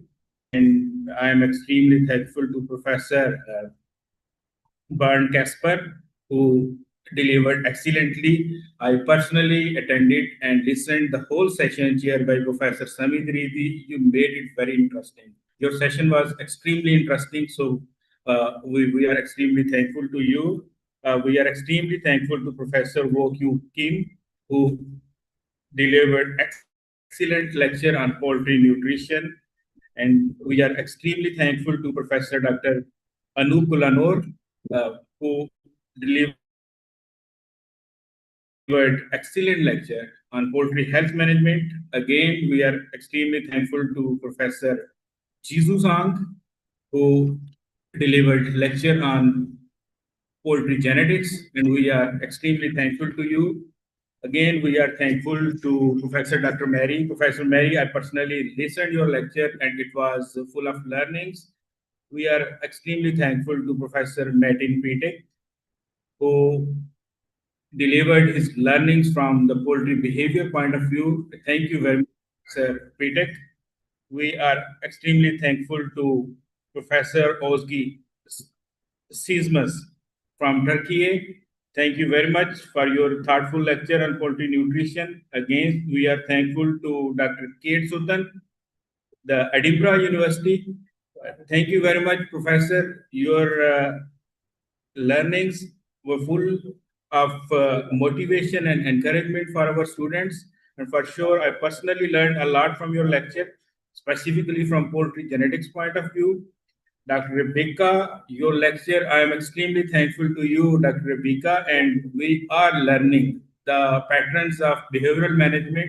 And in this regard, your lecture was a great task for us, and we will try to follow your learnings.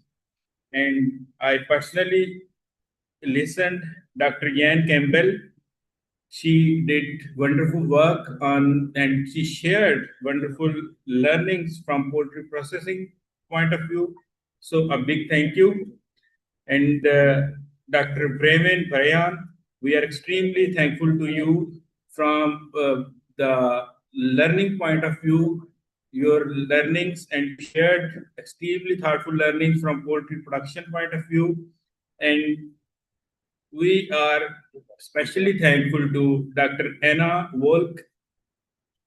Your lecture and specifically you're learning from the selection point of view, and selection regarding the water efficiency point of view is a bit newer topic, but extremely interesting and important.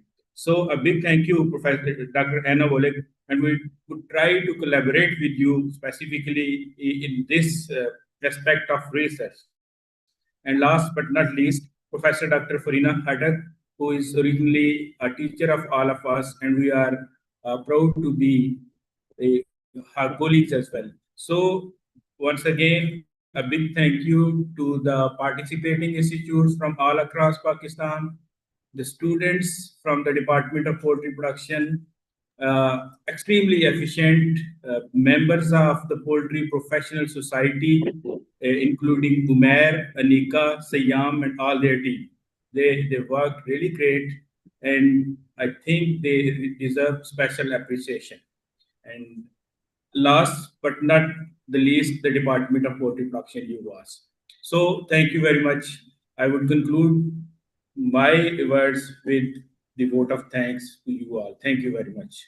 Goodbye. So, thank you very much, Professor Dr. Saima, Dean, Faculty of Animal Production, and Chairman in Department of Poultry Production, Dr. Gibran Hussain, for your really wonderful concluding remarks.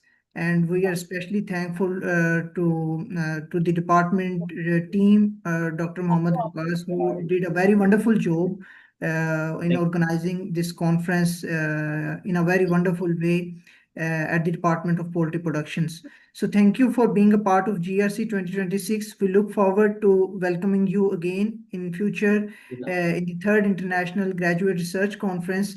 So stay connected and join PPS today. Thank you very much. Thank you, Sam. Thank you Thank all. you. Okay, good luck. See you at GRC.